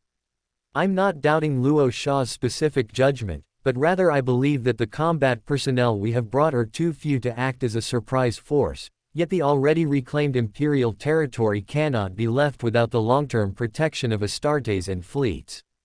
Lionel Johnson sighed slowly and continued. Boom, boom, boom. Just then, a series of heavy footsteps, growing louder, interrupted the trio's conversation and thoughts.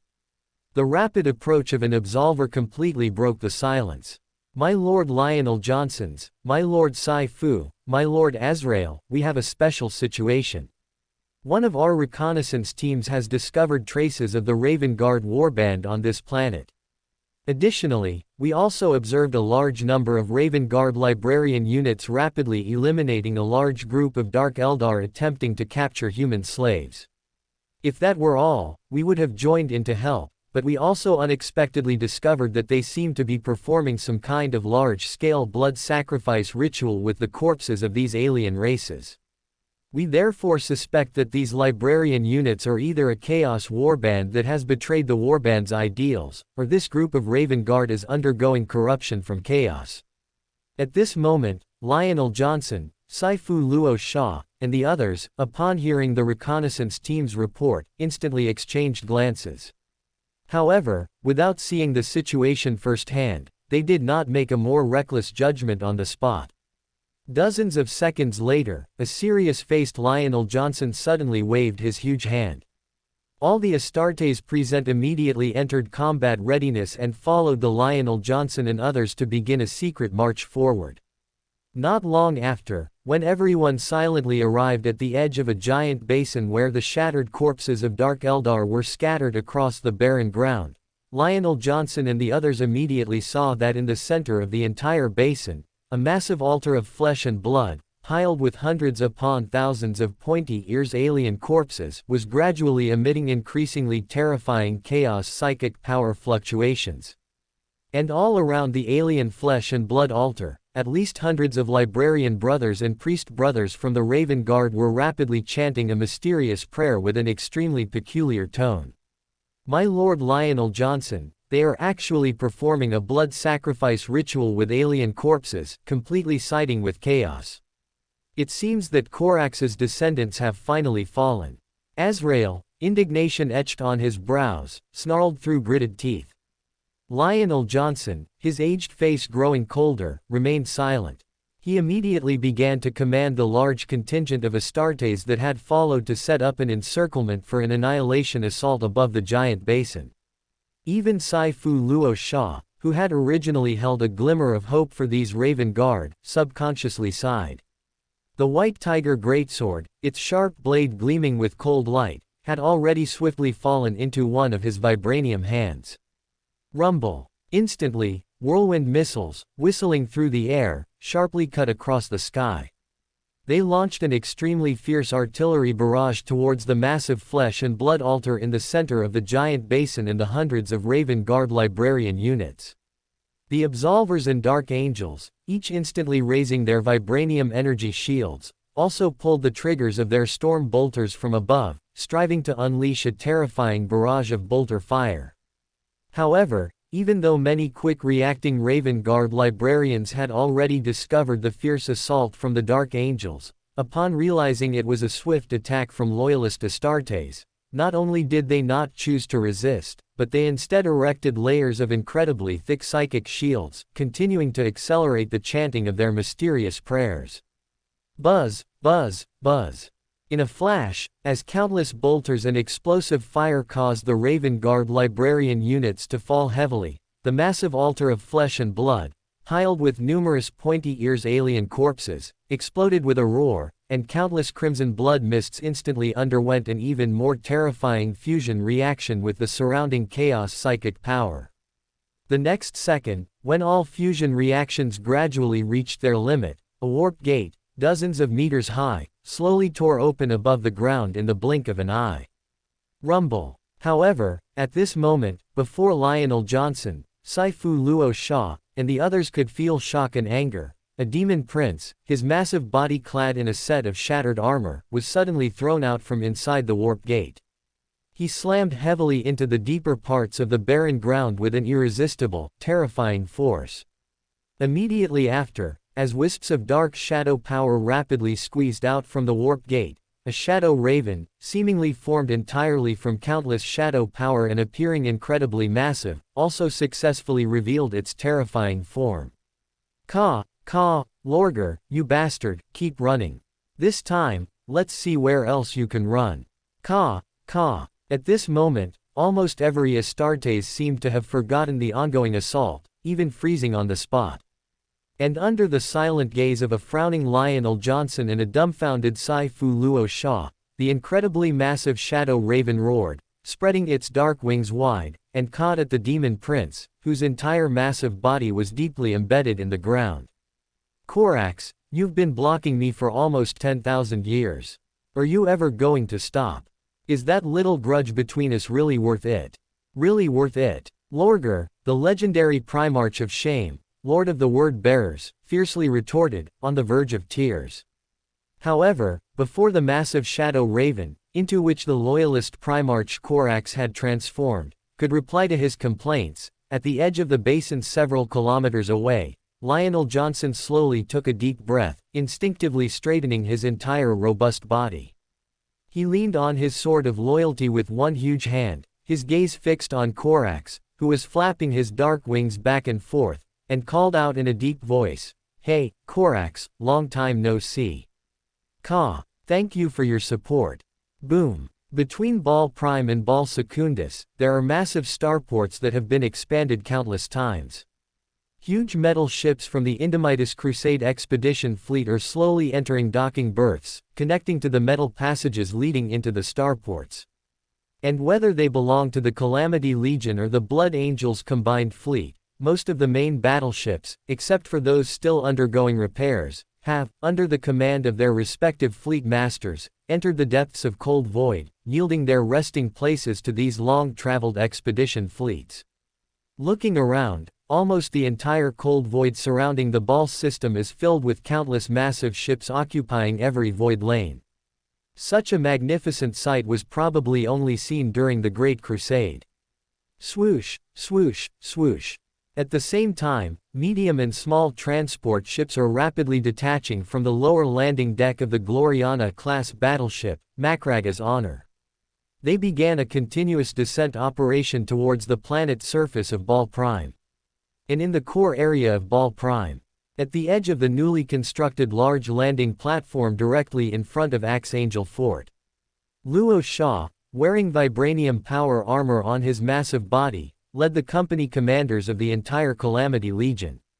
Also present were Chapter Master Dante of the Blood Angels and other sons of Sanguinius, who personally came to welcome the Lord of the 500 Worlds of Ultramar, the Regent of the Human Empire, his Primarch brother Rabute Gilliman. Boom. Not long after, as the medium and small transport ships landed with a roar and slowly unfolded their heavy landing decks, Regent Gilliman, wearing the blue and gold-adorned armor of fate on his massive body, with a large hand gently caressing the ornate hilt of the Emperor's sword, slowly stepped onto the dry surface of Ball Prime. "Little brother, it seems you've been doing well lately, at least you're much bigger than me."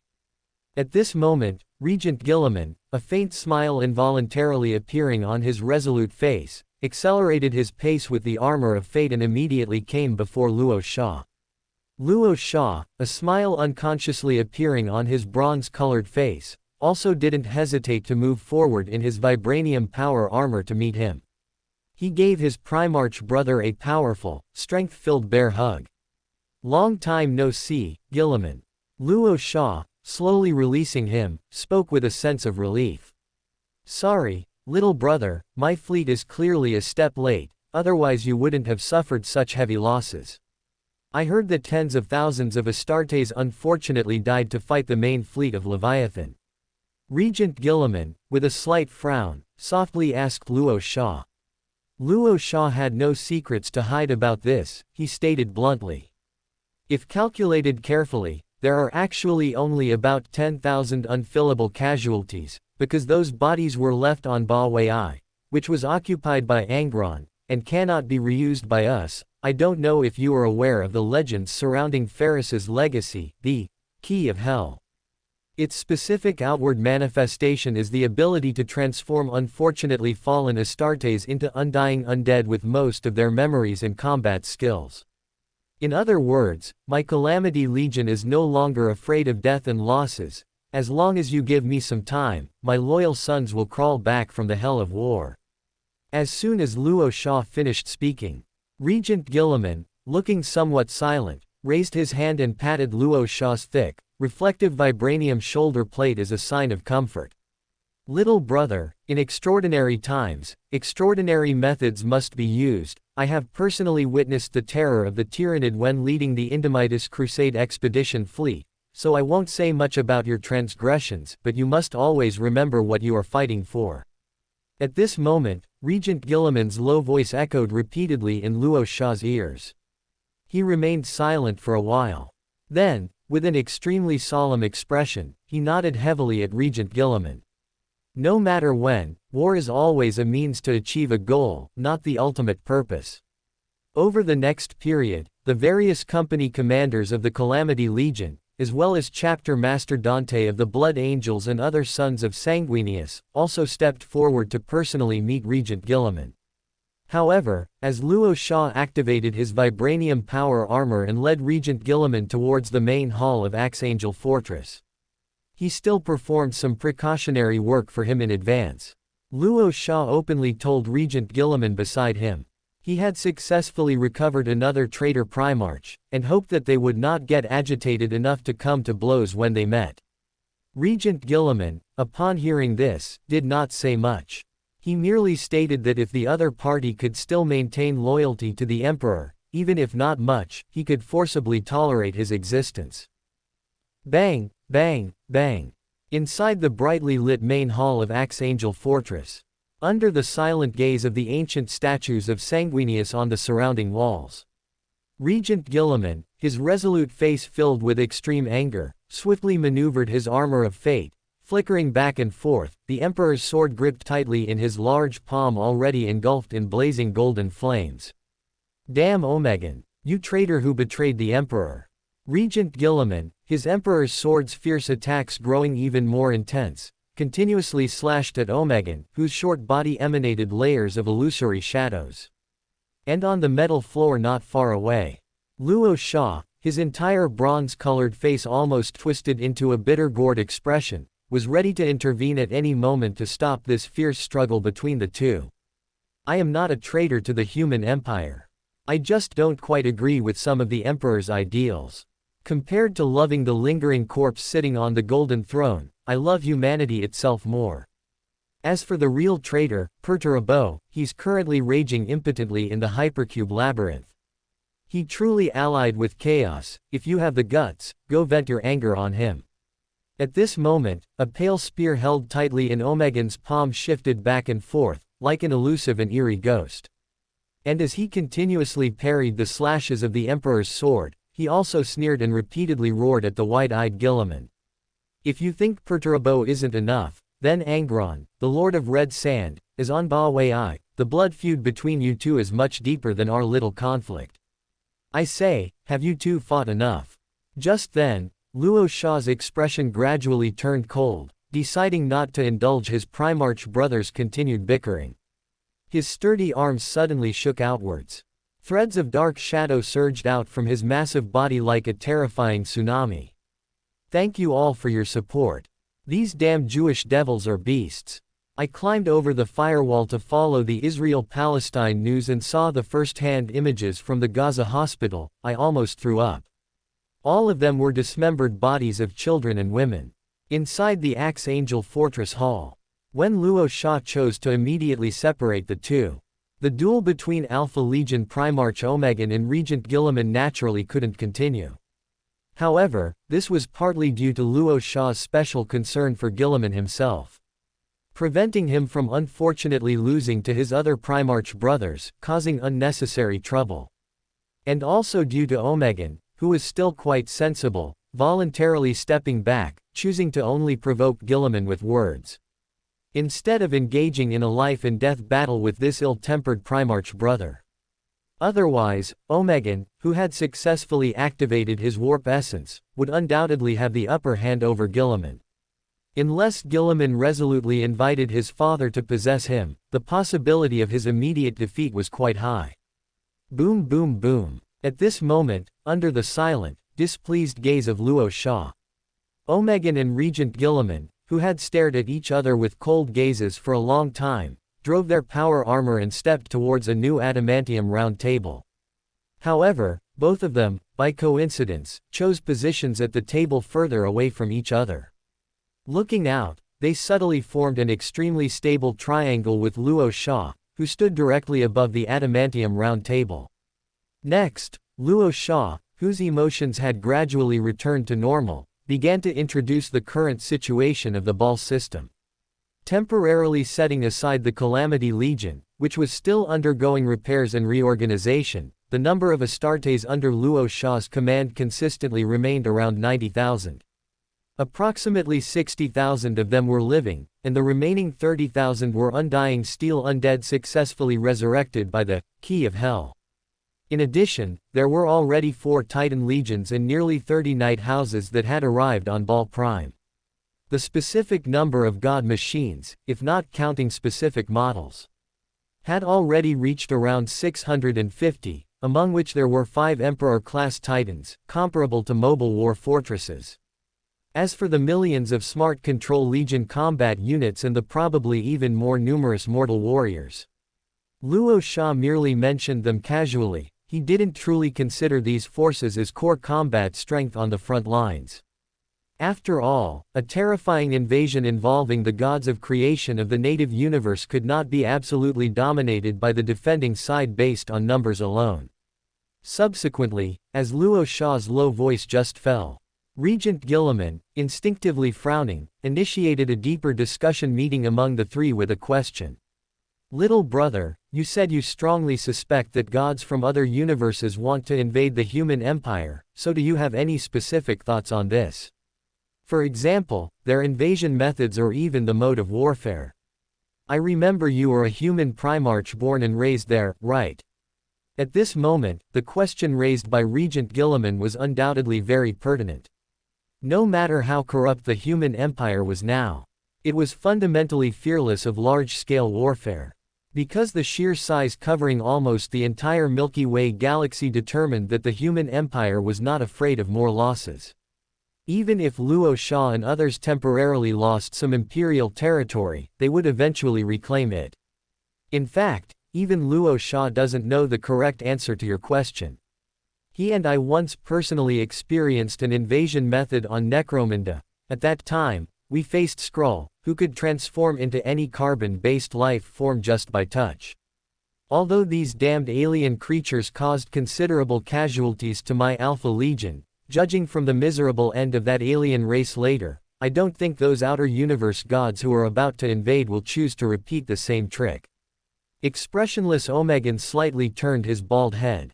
He spoke coldly to Regent Gilliman before Luo Sha could answer the question.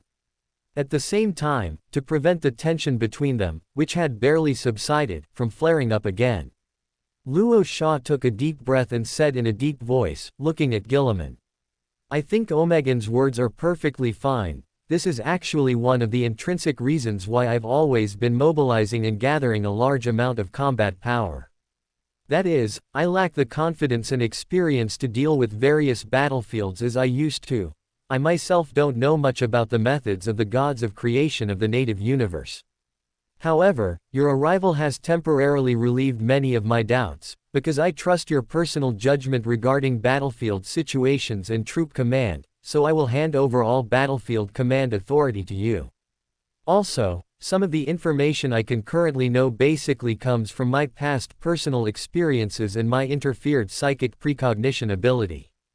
Let's start with the more basic points. The native universe that is about to invade us is vast, thus possessing countless alien races, and basically all are life creations of the gods of creation, which means we can temporarily understand the gods of creation as a group of chaos gods who have successfully mastered the fundamental rules of the universe and are not limited by the warp.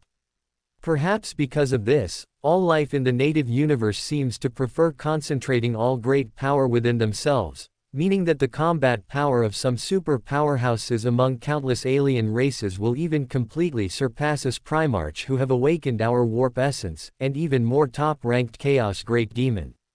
For example, the Mad Titan Thanos, whom I once personally faced, has already become the spokesman for the gods of creation, possessing terrifying combat power capable of destroying a planet alone. However, I am not without means to counteract this. A cosmic primordial power called the Infinity Stones has fallen into my hands. As long as I can collect the last Infinity Stone, even if I still can't do anything to the gods of creation, destroying the entire native universe is still achievable. Finally, one more thing, I believe that in our previous combat methods, ground warfare using Astartes as the primary means will probably be of little use. This is also one of the reasons why I have mobilized a large number of Titan legions here. My only expectation for these god machines is that they can do their best to hold back more powerful invading powerhouses, providing us with more time and opportunities for a successful decapitation strike against the enemy. At this moment, Guilliman and Omegan, who had quickly listened to Luo Sha's words, both instinctively fell into contemplation. The way of cosmic warfare described by Luo Sha alone was something these Primarchs had not yet experienced. Not to mention personally dealing with super powerhouses who concentrated all great power within themselves. Even during the more distant Great Crusade era, those pocket universes or powerful alien empires that once gave the Primarch headaches always had a relatively clear power ceiling for them to make basic judgments. However, once all of Luo Sha's words were fully understood, Omegan and Guilliman, who exchanged a silent glance, instead couldn't construct a more basic framework for judging these terrifying invading entities, naturally making it impossible to plan ahead for the entire battlefield. Little brother, if that's the case, then we must prepare for the worst. I remember you once said that your Calamity Legion possesses an ancient technology for large-scale teleportation, right? Then I hope you immediately make all preparations. If the invasion method from the native universe, or the severity of the entire battlefield situation, far exceeds our imagination, then I hope you immediately lead all remaining Imperial forces to evacuate the Ball system. Even if I cannot make more judgments at the moment, based on my countless battlefield experiences, lose land to save people, both people and land are lost, save people to lose land, both people and land are saved. We Primarch must bear the responsibility of preserving the human empire's vital forces. If necessary, we can even abandon the Ball system and engage in a super large-scale guerrilla war with the enemy using the vast territory of the entire human empire. Moreover, I always believe that our father, the Emperor, will not stand idly by. Perhaps when the war situation becomes increasingly unfavorable, the Chaos Gods in the warp may not be able to sit idly by either. Thank you all for your support. Looking out, the entire sky and ground of Ba Wei were blood red. The biochemical pollution that once plagued countless mutant tribes seemed to be no longer an issue, as countless corruptions from chaos had successfully resolved this intractable problem. However, judging from the tyrannid heads scattered evenly across the surface and the surging rivers of blood that never dried up, Ba Wei's future fate was either to become a chaos planet dragged into the depths of the warp by the Khorne Daemonkin, or to receive the warmth of the Exterminatus from the Hero Tower's planet-destroying cannon. At this very moment, on the highest peak of Ba Wei's mountains, atop a massive bone throne made entirely of countless tyrannid skulls, a terrifying, immensely large figure was coiled. Angron's blood-red and hideous demon face seemed devoid of any emotion. He strained to open his extremely crimson eyes, coldly looking down at the scarlet plains below the mountain. There, a great melee of endless slaughter, continuously unleashed by countless Khorne demons, was in full swing. Due to long-term observation of these familiar scenes, Angron, slightly lost in thought, seemed to have returned to the demon plains of the great blood god, a place filled with endless slaughter and combat, just like here. In fact, if it weren't for the butcher's nails starting to hum whenever Angron entertained the thought of fully attacking Ball Prime, he would have long since given in to the desire for slaughter deep within his broken soul and had a good discussion with his little brother. One-eyed Ogren, get out here. I smelled your psychic power stench ages ago. At this moment, Angron, whose blood-red demon face showed no emotional change, suddenly swung his incredibly thick arm. A Khorne great axe, casually picked up from beside the massive bone throne, flew towards the nearby ground, carrying a terrifying hum. Boom! The next second, a red one-eyed giant, whose skin was also blood-red, rapidly materialized from an invisible state. The opponent, relying solely on a thick psychic power shield conjured at will, blocked the Khorne great axe that was cleaving through the air. Heh, I thought I'd see a mad dog with my own eyes. What, has your blood god agreed to loosen your leash? Angron. At this moment, Magnus, who let out a low, sinister laugh, subconsciously tightened his grip on the golden scepter in his massive palm, and sarcastically spoke to the Khorne demon prince coiled on the colossal bone throne.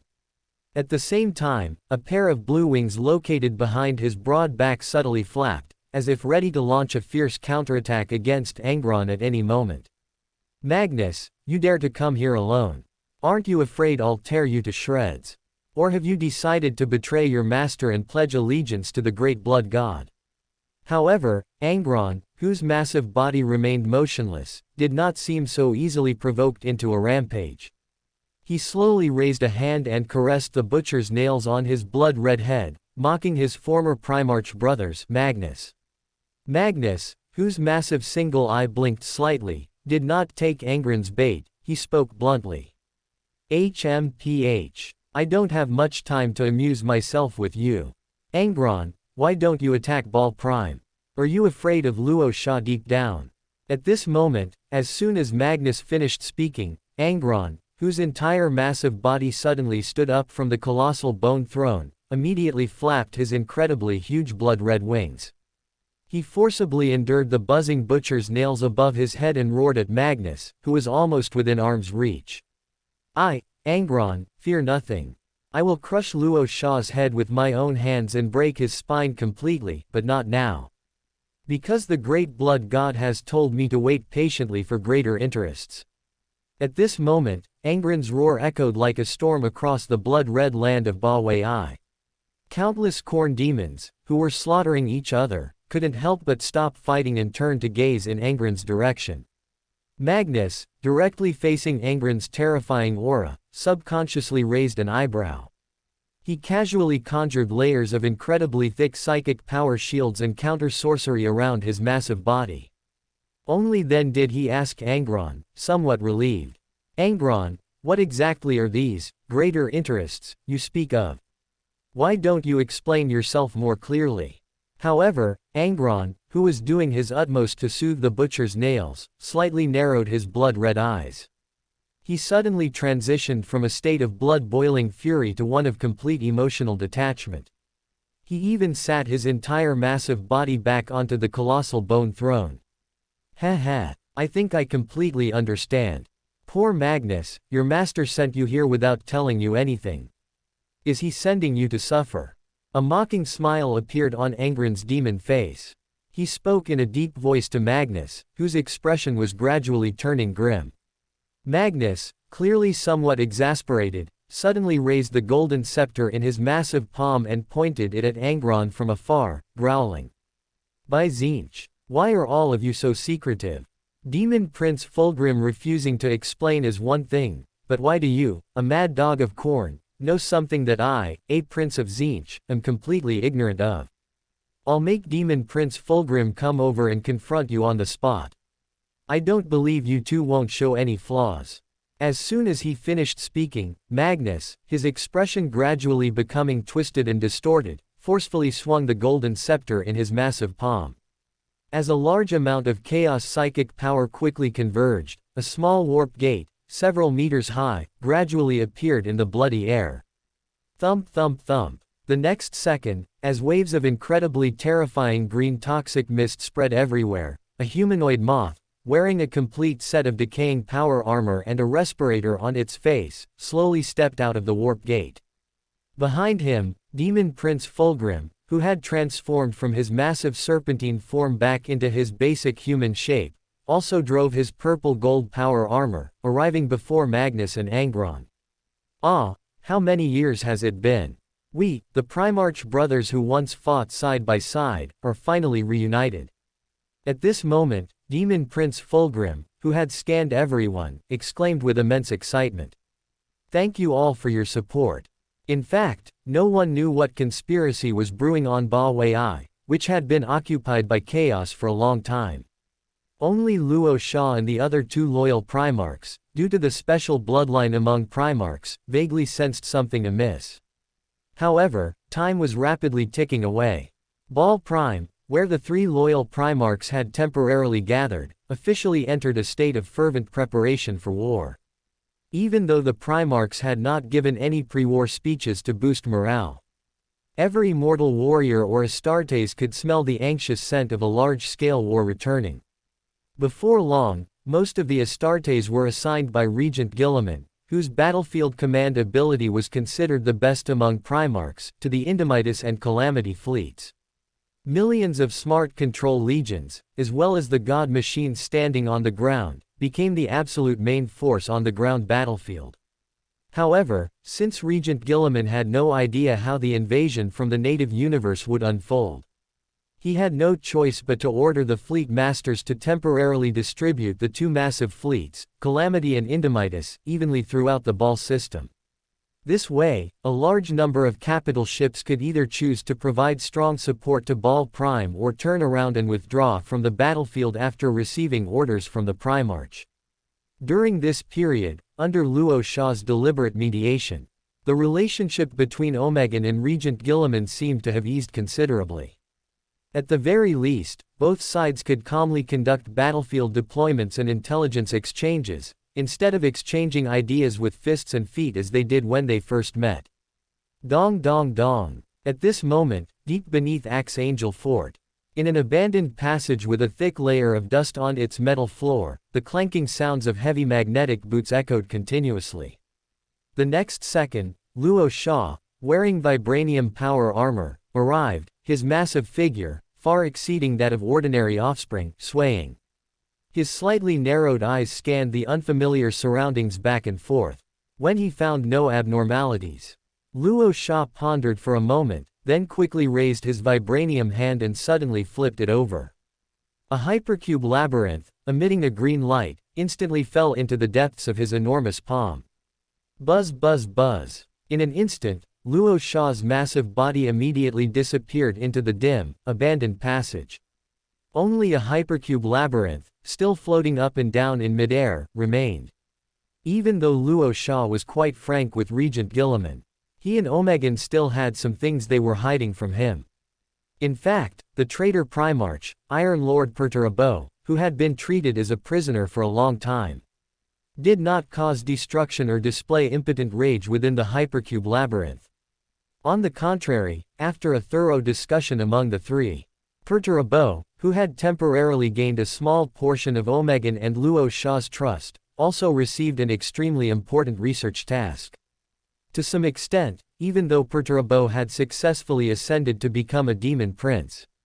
Because his belief was chaos undivided, with no master above him, he could still be utilized for certain matters.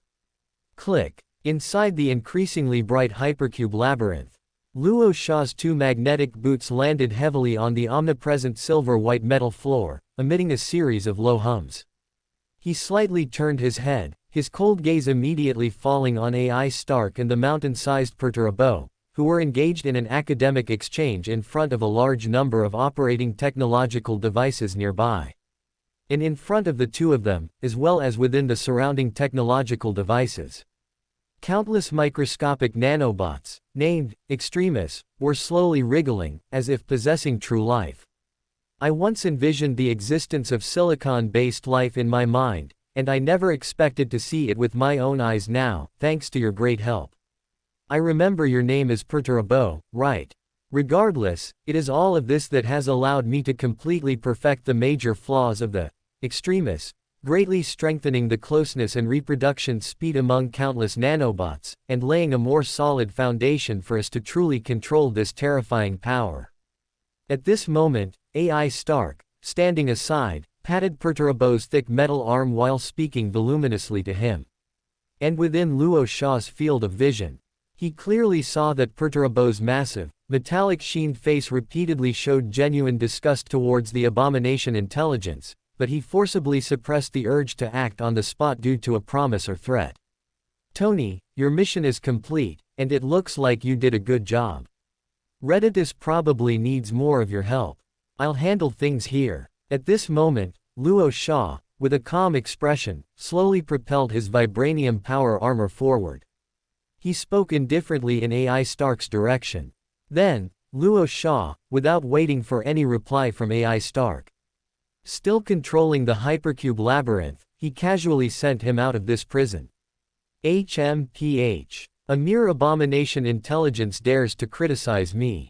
Luo Sha, if it weren't for you and Omegan, I would have killed it with my own hands long ago.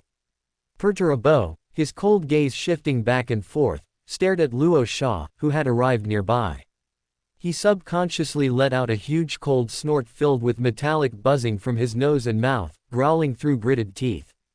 One more thing, these extremists that you control are indeed very powerful in terms of destructive power, even terrifying, but you wouldn't put all your hope of winning the war on this nanobot frenzy that could completely lose control at any time, would you?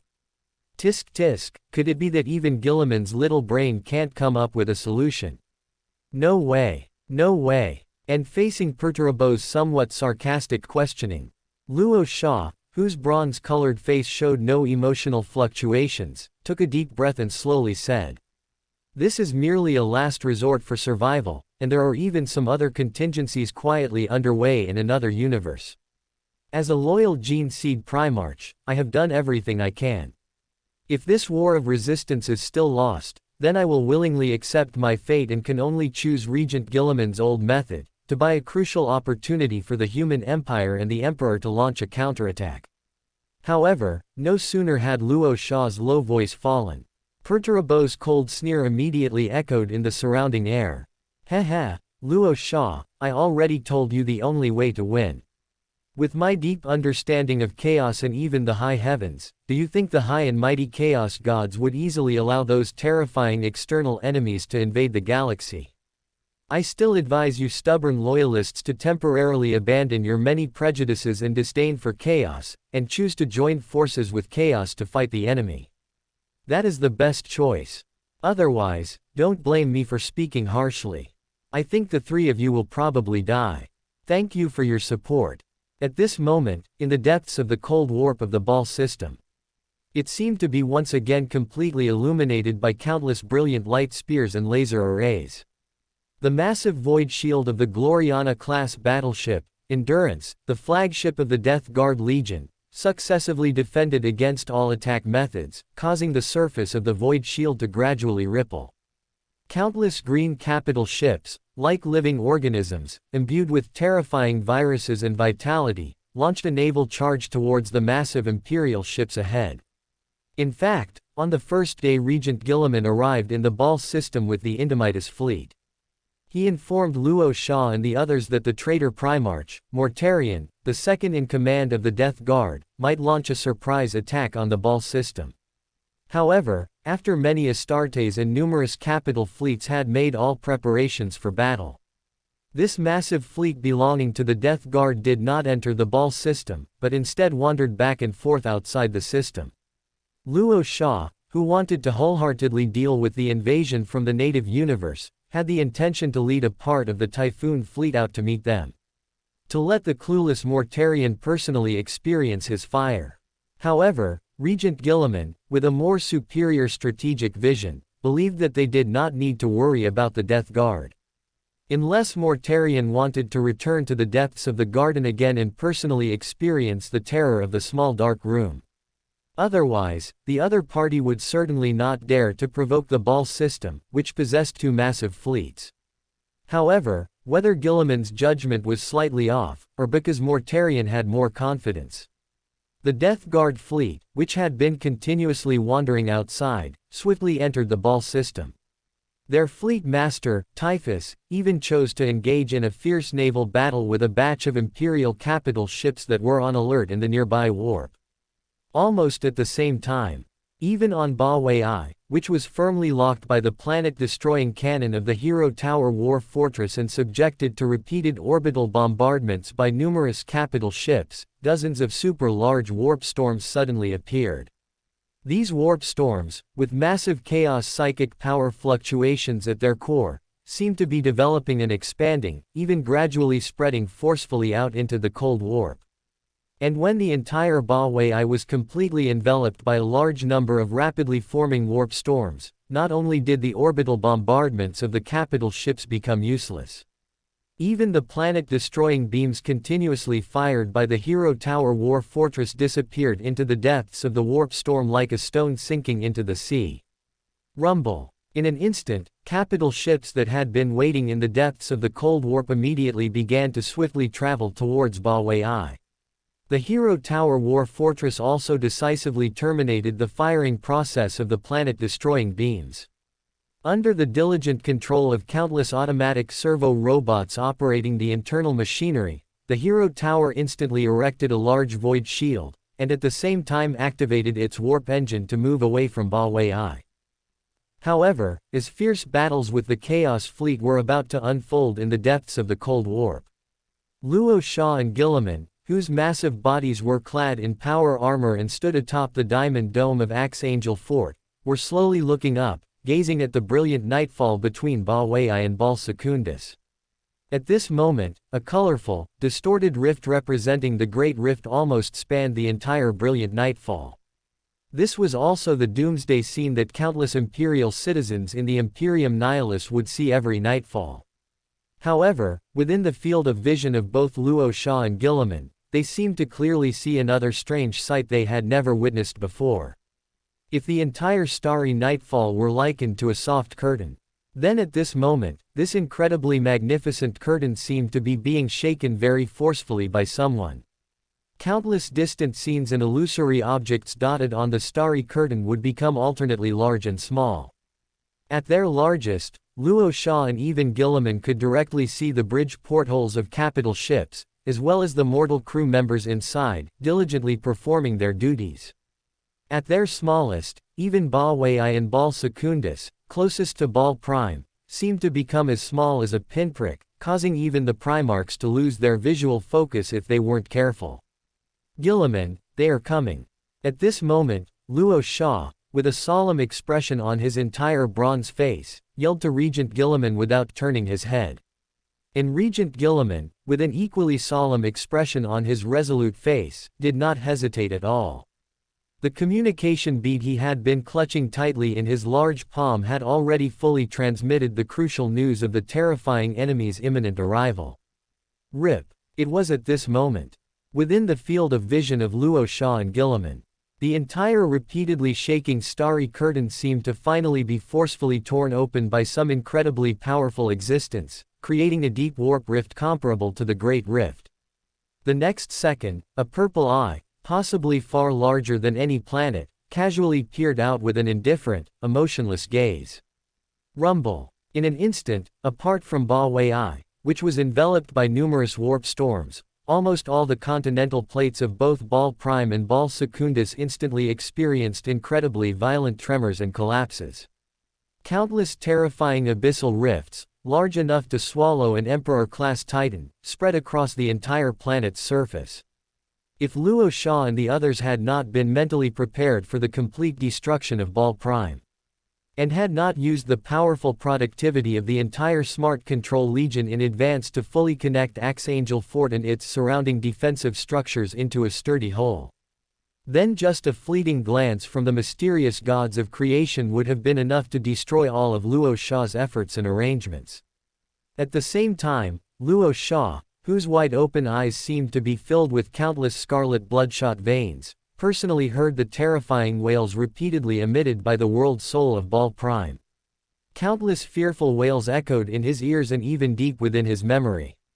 They also forced his massive body to heavily kneel on the rounded dome of Archangel Fortress. All things in that universe fear his name. All things in that universe chant his name. All things in that universe remember his name. All things in that universe worship his name. All things in that universe proclaim his name. He is the great, irreplaceable, supreme one of the 5 gods of creation. He is, Galactus. Thank you for your support. Chapter 101, Gods Invade Part 2.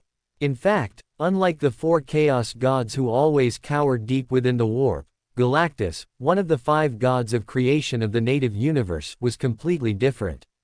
From the moment of his birth, he was the embodiment of the universe's rules, the god of world destruction, the planet killer, the brother and guardian of eternity, and to a certain extent, he represented the balance between countless things in the universe. He, along with his 4 other Primarch brothers and sisters, who were also born as embodiments of the universe's rules, eternity, infinity, death, and annihilation, together created the current native universe. Even some ancient cosmic races who had followed Galactus for countless years secretly believed that he might be the sole survivor from the previous cosmic epoch, who had cleverly usurped a portion of the great authority belonging to the universe's rules at the very beginning of the new Big Bang. But even to this day, the great Galactus still appears to be one of the 5 gods of creation. And those ancient cosmic races who attempted to pry into the secrets of the gods of creation have already become mere nutrients within his body. Furthermore, if nothing unexpected happened, the existence of the 5 supreme gods of creation would continue until the entire native universe completely reached its end, falling into irreversible entropic destruction. However, in the seemingly endless river of time, severe consequences eventually emerged that even the gods of creation, who served as the 5 pillars of the universe, could not have foreseen. In a terrifying stream of chaotic nothingness, 5 chaos gods from a strange universe successfully found and descended into the native universe, using the tiny damage left by an outsider on the crystal wall at the edge of the universe. And when the 5 gods of creation first discovered the inherently evil nature of the chaos gods, which they could not conceal, an eternal war, caused by a crisis of trust between them, inevitably began. At this moment, as a void rift, measured in light years, suddenly tore open between the stars, every inch of the cold void, centered around the entire Ball system, seemed to be temporarily frozen in time. Countless brilliant light spears and space torpedoes, which were fiercely clashing, appeared to hover in place, unable to move. The tragic naval battle between the Chaos ships and the Imperial fleet seemed worthless compared to the current cosmic upheaval. Sizzle, sizzle, sizzle. In an instant, some Chaos ships closer to the Void Rift even melted like rapidly thawing butter ice cream under the scrutiny of the gods of creation, completely transforming into basic atomic matter, wantonly scattering into the depths of the slowly collapsing and destroying cold void. And when the terrifying gaze from Galactus slowly moved away from the depths of the Void Rift, colossal figures of the Celestials, wearing mysterious armor and even larger than Ball Prime, quickly revealed themselves. These ancient cosmic races, who had served the 5 gods of creation since the beginning of the universe, immediately displayed their inherent powerful abilities, using only their unimaginably superior conceptual power to firmly restrict the rapidly self-healing void rift within the cold void. Rumble, rumble, rumble. The next second, bizarre-looking giant cosmic battleships, led by 4 humanoid powerhouses traversing the cosmic void, successfully crossed the light-year-sized void rift and for the first time descended into the unfamiliar hostile universe. Buzz, buzz, buzz. But at this moment, the countless stars in the depths of the cold void seemed to let out layers of mocking laughter. Massive warp storms, representing Khorne, Tzeentch, Nurgle, Slaanesh, and even the Emperor's might, instantly enveloped every inch of space in the entire Ball system, seemingly trapping the invading vanguard of the gods within a constantly looping special spacetime. At the same time, as countless chaos psychic power spread and diffused, the entire Ball system, completely sealed by the chaos gods, seemed to be transforming into a 2-dimensional conceptual flat chessboard. Countless massive ships, originally suspended in the cold void, crashed heavily onto the invisible ground as if stranded, emitting deafening roars. Immediately after, Khorne's bloody domain, Tzeentch's crystal labyrinth, Nurgle's garden of decay, and Slaanesh's palace of pleasure seemed to be transforming from their bizarre and ever-changing illusory forms into true reality. Furthermore, only Ball Prime and Ball 2, completely enveloped in a faint golden glow, suffered no damage or change, seemingly still hovering above the completely flattened 2-dimensional void chessboard. It was at this moment, within the massive dome of Archangel Fortress, that Luo Sha and Guilliman, who had been kneeling, instantly felt a warm power belonging to the Emperor rapidly filling their massive bodies. Their numerous injuries quickly recovered, and they immediately activated their power armor, rising from the ground and casually drawing their most effective melee weapons, the Emperor's sword and the blood scythe. At this moment, Regent Guilliman, whose cold gaze had not left the brilliant night sky for half a second, turned to Luo Sha, who was slightly frowning, and said in a deep voice, "Little brother, our human empire's chances of victory are rapidly increasing. According to the Emperor's premonition to me, after the chaos domains of the chaos gods have fully descended, there will be no more room for the enemy gods to arbitrarily manipulate the universe's rules in the entire Ball system. Moreover, the chaos gods, who had long conspired for this, seem to have completely transformed the entire Ball system into a 2-dimensional chaos domain. This means that no matter how many forces the enemy's invasion brings, or how many incredibly powerful individuals they send, they must obey the current universe's rules and engage us in face-to-face close combat.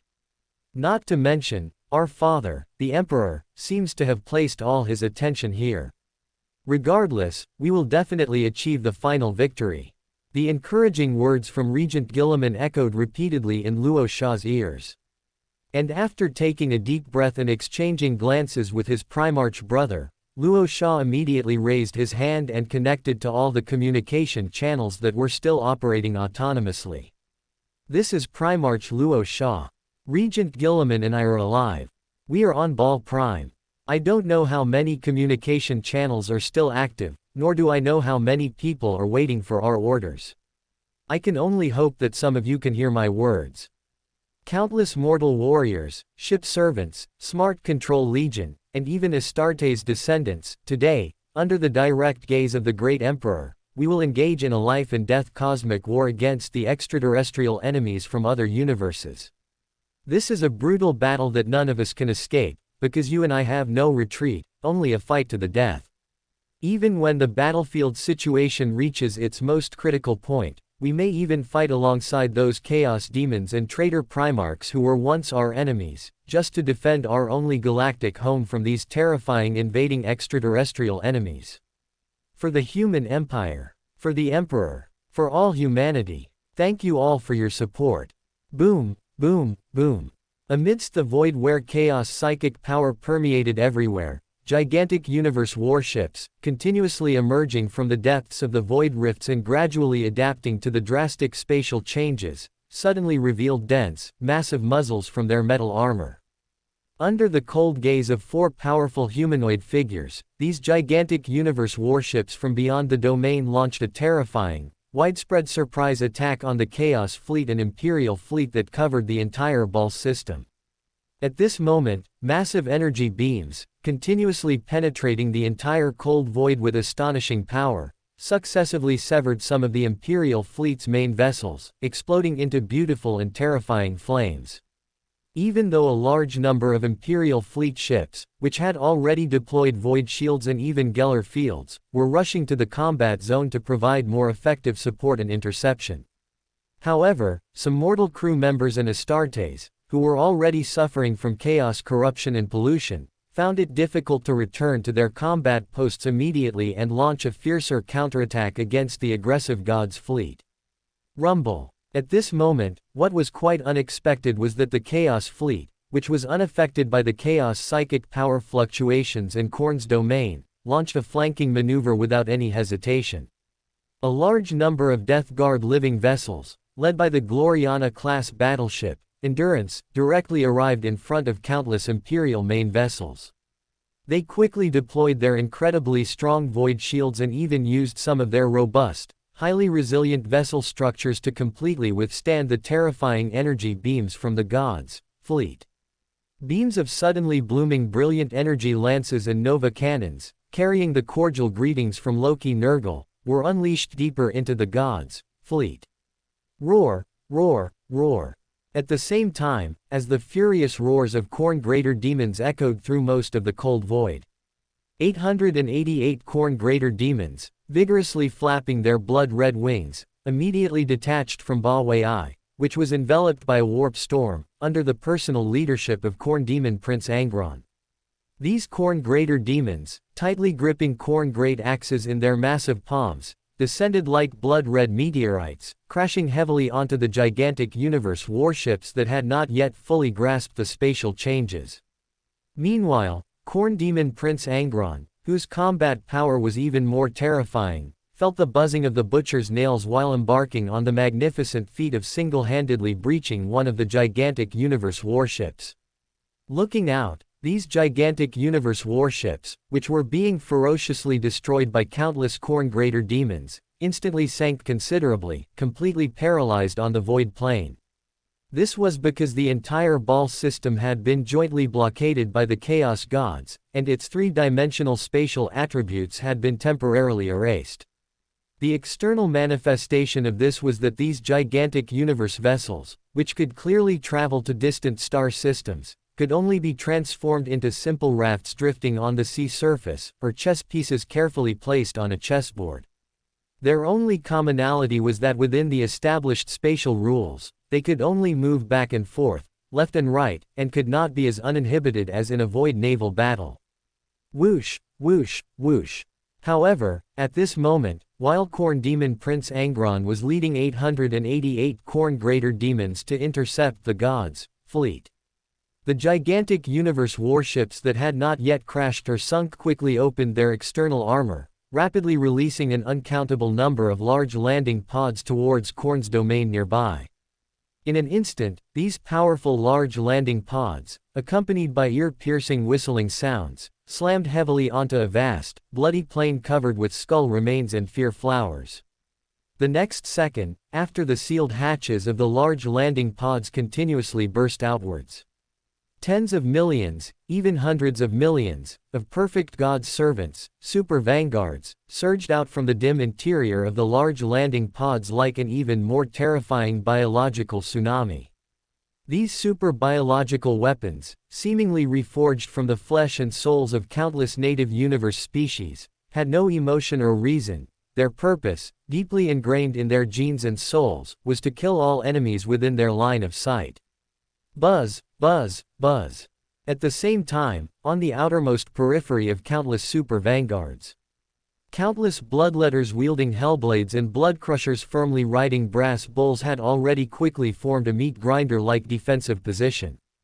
And as increasingly mournful and prolonged war horns echoed across the sky of the entire bloody plain, besides a large number of Khorne berserkers immediately activating their damaged power armor and charging with chainsword axes in an awe-inspiring manner, demon engined skull cannons, with even more terrifying combat power, were rapidly sweeping past countless flesh hounds and slaughter fiends, speeding towards the landing direction of the super vanguards.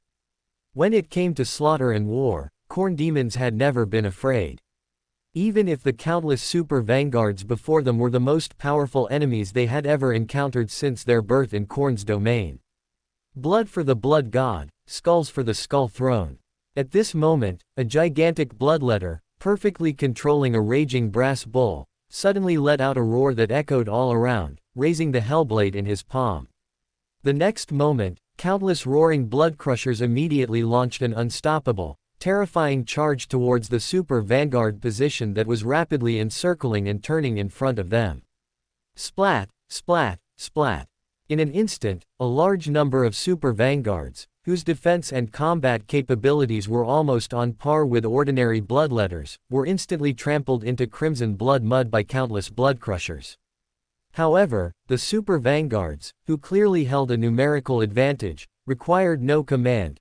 Solely by their instincts for slaughter and combat, they quickly filled the gaps in their defensive line. They even gradually absorbed the impact of countless blood crushers completely, relying on the old method of, ants can kill an elephant. This also made many blood crushers, whose combat power was originally not weak, the first casualties on this bloody plain. Rumble. Once the Khorne demons present quickly realized that the blood crushers' ancient combat method had failed. Countless demon-engined skull cannons, letting out terrifying roars one after another, immediately launched widespread artillery bombardment deeper into the super vanguard's defensive position. And besides a large number of bloodletters at the very front of the line taking on the role of cannon fodder in the charge, many Khorne berserkers, subconsciously forming combat squads, also fiercely swung their buzzing chainsword axes, letting out terrifying roars that echoed across the entire bloody plain. Blood for the blood god, skulls for the skull throne. Thank you all for your support. At this moment, Khorne demon Prince Angron, with the butcher's nails buzzing overhead, was repeatedly soaring and weaving through an incredibly dense barrage of energy beams. His massive, blood-red body constantly performed evasive maneuvers impossible for ordinary mortals, flexibly dodging the terrifying firepower from the gods' fleet. At the same time, he seized the opportunity to use the massive black sword in his claws to destroy the exposed large gun turrets or, more importantly, the engine equipment of a gigantic space battleship. Until this gigantic space battleship, having suffered devastating blows, slowly sank into the void below the cold expanse. In fact, besides Angron, who could destroy a ship single-handedly, a considerable number of Khorne greater demons, under the dual blessings of copious Khorne boons and their inherent combat power, also caused most of the gigantic space battleships that had lost their mobility to completely become immobile metal targets. Just a dozen or even dozens of Khorne greater demons, attacking in turns, could easily cause one gigantic space battleship after another, which posed a huge threat to the Chaos Demons, to be wrecked and sunk. Rumble. However, at this moment, just as Angron and the Khorne greater demons' fierce offensive was achieving some results, the four humanoid powerhouses, who had always hovered behind the gods, fleet in the cold expanse, seemed to exchange silent glances. And one of them, who was standing on a shimmering silver surfboard, and whose overall appearance resembled a sentient piece of living metal, the Devourer of Worlds envoy, suddenly spoke. Those annoying things are the Chaos Great Demons from the warp. They are said to be avatars formed from the conceptual power of the Chaos Gods that has leaked out. And that big fellow holding the black sword should be the so-called Gene Seed Primarch. The great gods of creation never expected these fleets and cannon fodder servants to make any significant progress, but too many losses are not good either. We are, after all, the vanguard, so who will secure the first victory for the gods and claim the opponent's head? At this moment, the Devourer of Worlds envoy's low voice quickly echoed in the ears of the other three. One of the humanoid energy beings, who looked more robust and burly, coldly glanced at the Devourer of Worlds envoy and said lightly, "Silver Demon, you need to remember that you are merely Galactus's agent, not the commander of the Vanguard force. However, for the great gods of creation and my Lord Eternity, I, Space Captain, am willing to be the sole choice to obtain this supreme glory. This Gene Seed Primarch's head is mine." Before he finished speaking, his entire glowing, burly body had already vanished from the other three's perception as if teleporting. The next moment, Khorne Demon Prince Angron, who was originally struggling to destroy a gigantic space battleship deep within the gods' fleet, was suddenly accurately struck by Space Captain's terrifying heavy punch, which was like a roaring meteor. This caused his entire massive body to violently tumble in the cold expanse. Subsequently, he was directly thrown into the unknown depths of Khorne's domain. And for Space Captain, the Eternity Envoy, who was determined to kill a Gene Seed Primarch, he did not hesitate or waver in the slightest, immediately driving his nearly immortal, glowing, burly body, and swiftly flying towards Angron's specific landing location. Rumble. With a deafening roar, Angron's massive body crashed somewhat clumsily through the roof of a chaos forge that was diligently in production. His entire being was completely embedded tens of meters deep into the ground. And just as countless dark mechanicum and chaos servants began to flee in all directions, a terrifying figure from beyond the blood-red sky completely ended the corrupted lives of these unfortunate souls. Swoosh, swoosh, swoosh. Only to see streaks of blue energy, like flowing water, rapidly pass through the fragile bodies of every chaos servant. They didn't even have time to let out a final scream before their entire beings completely transformed into a large amount of blue molecules that were dissipating and rising. And when countless blue molecules were about to quickly cross the air and fully return into Space Captain's glowing, burly body, Space Captain, vaguely sensing a trace of chaos psychic power mixed within, couldn't help but let out a cold snort, and could only casually disperse these blue molecules. Eternity Envoy, Space Captain greets you, this Gene Seed Primarch. Tell me, what kind of death do you, the followers of the Chaos Gods, desire? At this moment, Space Captain, whose entire body was gradually enveloped in strands of blue energy, fixed his emotionless, indifferent gaze upon Angron, who had just climbed out of the bottom of the deep pit. But the other party's utterly condescending words and attitude instead made Angron, who felt the stimulation of his injuries, even more frenzied and enraged. I fucking hate blue. It reminds me of something disgusting, therefore, I will tear you apart with my own hands. Blood for the blood god, skulls for the skull throne. At this moment, Angron, whose massive body suddenly erupted with a bloody aura, roared skyward. All the injuries he had just sustained instantly healed, and a blood-red hand instinctively tightened its grip on the massive black sword deep within his palm. Even the pair of blood-red wings located behind his robust back vigorously flapped, launching a terrifying and mighty charge towards Space Captain, who was suspended in midair, in the blink of an eye. Boom! The next moment, Space Captain, who had no fear of the Gene Seed Primarch, and Angron, with the butcher's nails buzzing, engaged in an incredibly fierce and bloody battle in the air. Angron's massive black sword, accompanied by an extremely piercing shriek, forcefully pierced through Space Captain's glowing, blue energy-emitting, and incredibly powerful, burly body. However, the other party seemed to perceive no injury whatsoever. A casual swing of his fist shattered more than half of the blood-red armor covering Angron's massive body. And when Angron vigorously wielded his other incredibly powerful blood-red claw, attempting to sneak attack Space Captain's head from the side, Space Captain, who was sneering, suddenly opened his mouth and spewed out a terrifyingly powerful blue energy beam from within. And such an unexpected blow directly blasted Angron's entire massive body hundreds of kilometers away, also smashing through one chaos forge after another where sulfur and flames constantly rose. Buzz, buzz, buzz.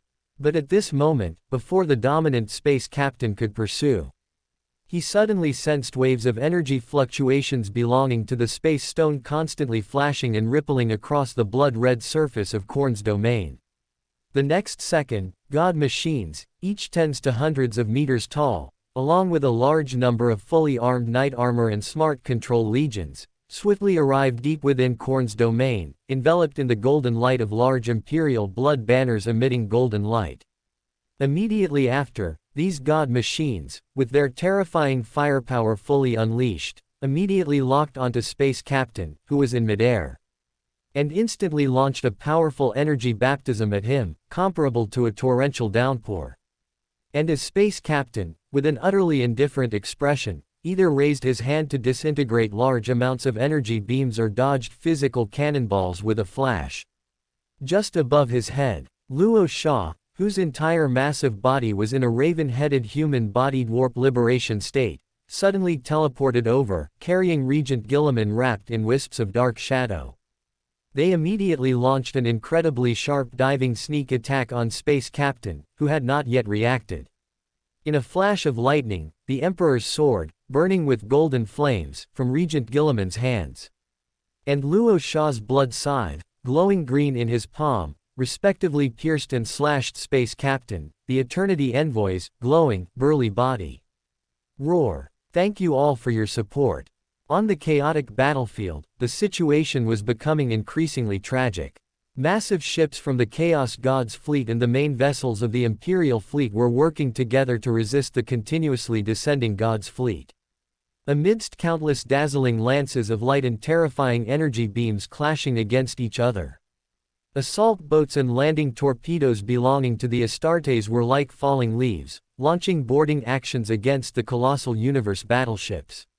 Even though the numerous Astartes present clearly knew this was a one-way landing operation, they, with their immense loyalty, silently picked up their weapons and equipment, took their thermo-melt bombs, and unhesitatingly embarked on the path of destiny for the Astartes.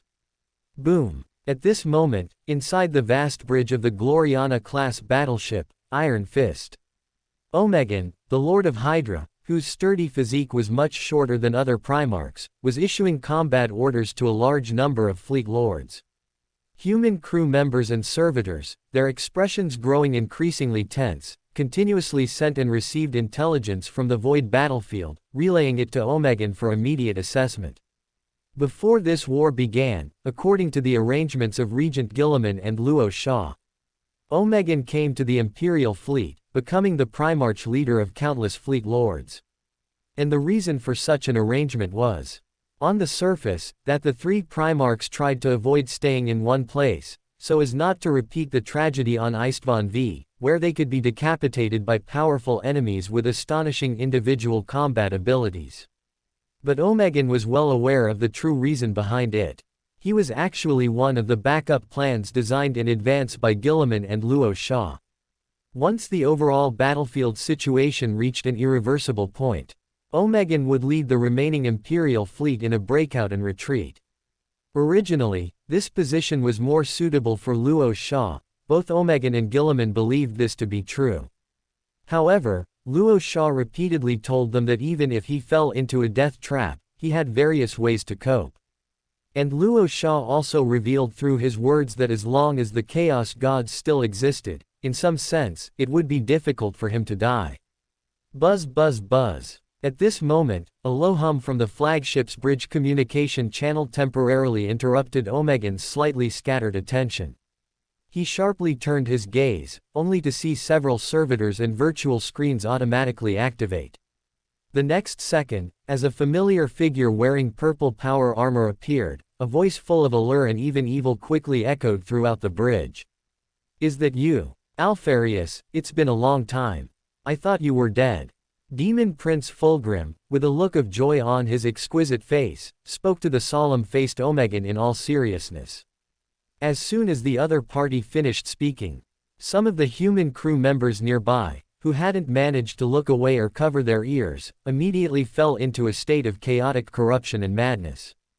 But before they could cause any destruction, they were instantly cut down by the quicker reacting sons of the Hydra and the Carcharodon's Astartes. "Tisk tisk, your empire's methods are still so cruel. I wonder what the old man, who's become salted meat, would think. Alpharius, I won't waste any more words with you. Soon, a massive psychic storm, long brewing by Magnus, will completely sweep across the entire battlefield. Get all your fleets ready for defense." Demon Prince Fulgrim, whose face always held a gentle smile, said indifferently. However, at this moment, Omegan, with a slight frown, stepped forward, driving his power armor. His cold gaze fixed on Demon Prince Fulgrim's virtual image, he asked in a deep voice. "Demon Prince Fulgrim, what do you damned traitor Primarchs want to do now?" "Heh, what do we want? Haven't you realized yet? Of course, under the leadership of the great my lord Slaanesh, we're going to make these cosmic enemies who dared to invade us suffer. Alpharius, open your eyes, and clear your mind. Even we demon princes, who have always been at odds, are fighting the invaders with all our might. Do you loyalist Primarchs prefer to lose the entire war rather than side with us chaos? If so, I'd admire you even more."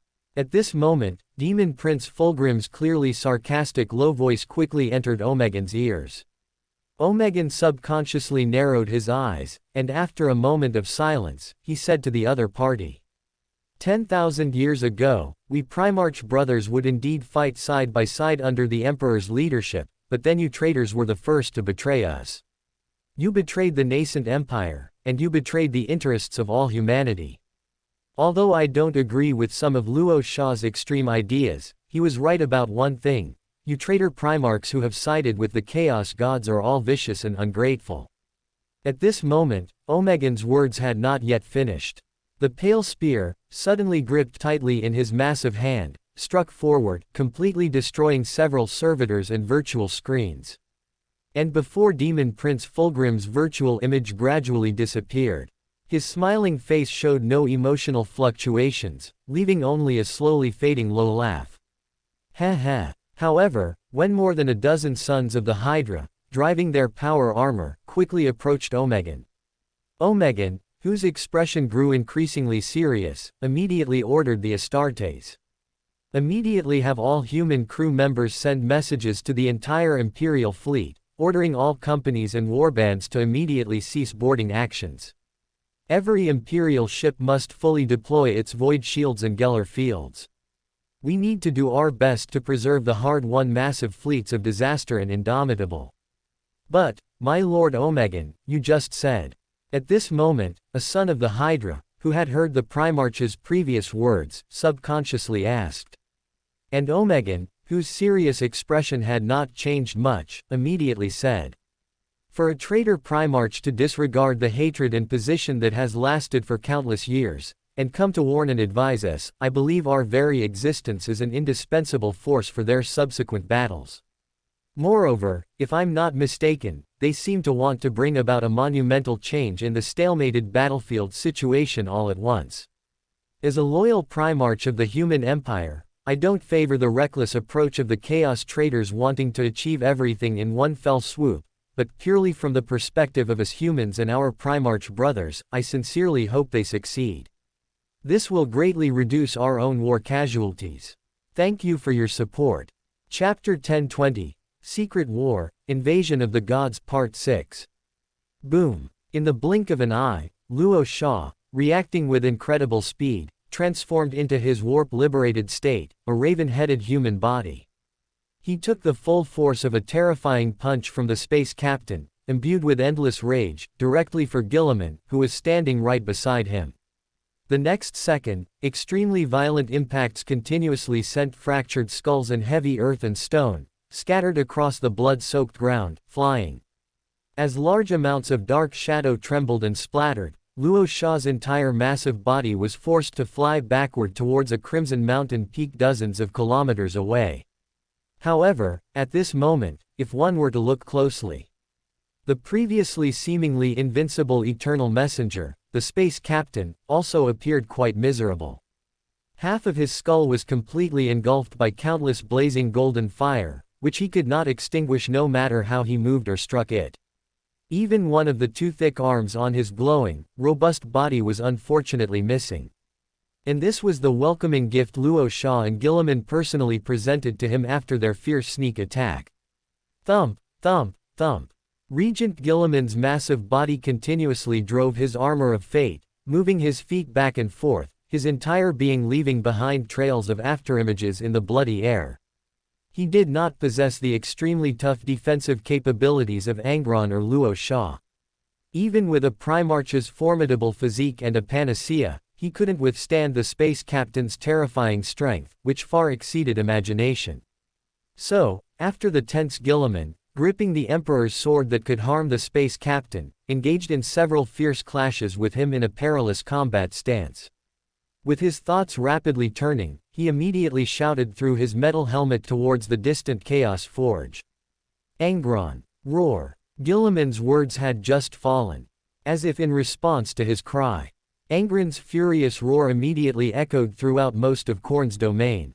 In an instant, Khorne Demon Prince Angron, fully flapping his pair of blood-red wings. Holding a broken black sword, he charged at the space captain, who had abruptly turned his robust body, like a human cannonball fired from a barrel. Boom, boom, boom. In a flash, both sides collided with a terrifying 100% of their power.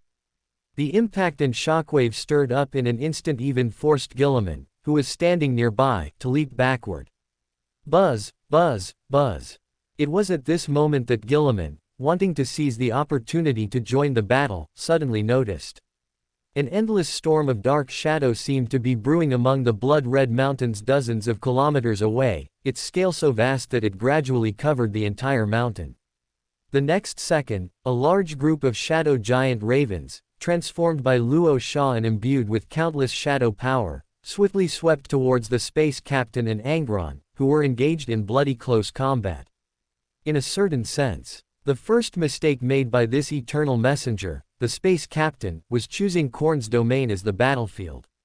At this very moment, whether it was Angron confronting him directly, Luo Sha changing his combat strategy, or Guilliman seizing the opportunity to ambush, they were all being casually blessed by Khorne, who was observing the battlefield, and their combat abilities were rapidly increasing every second, making this a matter of opportune timing. And the opponent's second mistake was that after being heavily wounded by Luo Sha and Guilliman's sneak attack, he actually abandoned the more flexible and varied aerial combat, choosing instead to engage in ground-close combat with everyone. This undoubtedly granted Luo Sha and the others a significant geographical advantage. As for the more crucial human harmony, even Angron, whose butcher's nails were buzzing, had no mind to pay attention to the loyalist Primarchs around him. Enraged, he seemed to have only one thought: to tear the space captain in his blood-red vision into bloody remnants. And Luo Sha, who had completely enveloped both combatants with a storm of ravens, meticulously controlled the fierce assault of each shadow giant raven, trying his best not to inflict any additional damage on Angron, who was the main attacker. It was under this battlefield situation, with the triple blessings of opportune timing, geographical advantage, and human harmony. The Eternal Messenger, the Space Captain, whose combat ability alone absolutely far surpassed the Primarch's present, gradually embarked on a path of defeat. Boom! Angron, letting out a deafening roar, plunged the remaining small portion of the broken black sword in his massive palm deep into the Space Captain's chest and abdomen. Even though his entire chest had been forcefully pierced by the Space Captain's terrifying fist. But Angron, with blood-red eyes wide open, seemed to feel nothing, only fully spread his pair of thick arms, firmly restraining the Space Captain's sole remaining arm in front of him. Blood for the Blood God.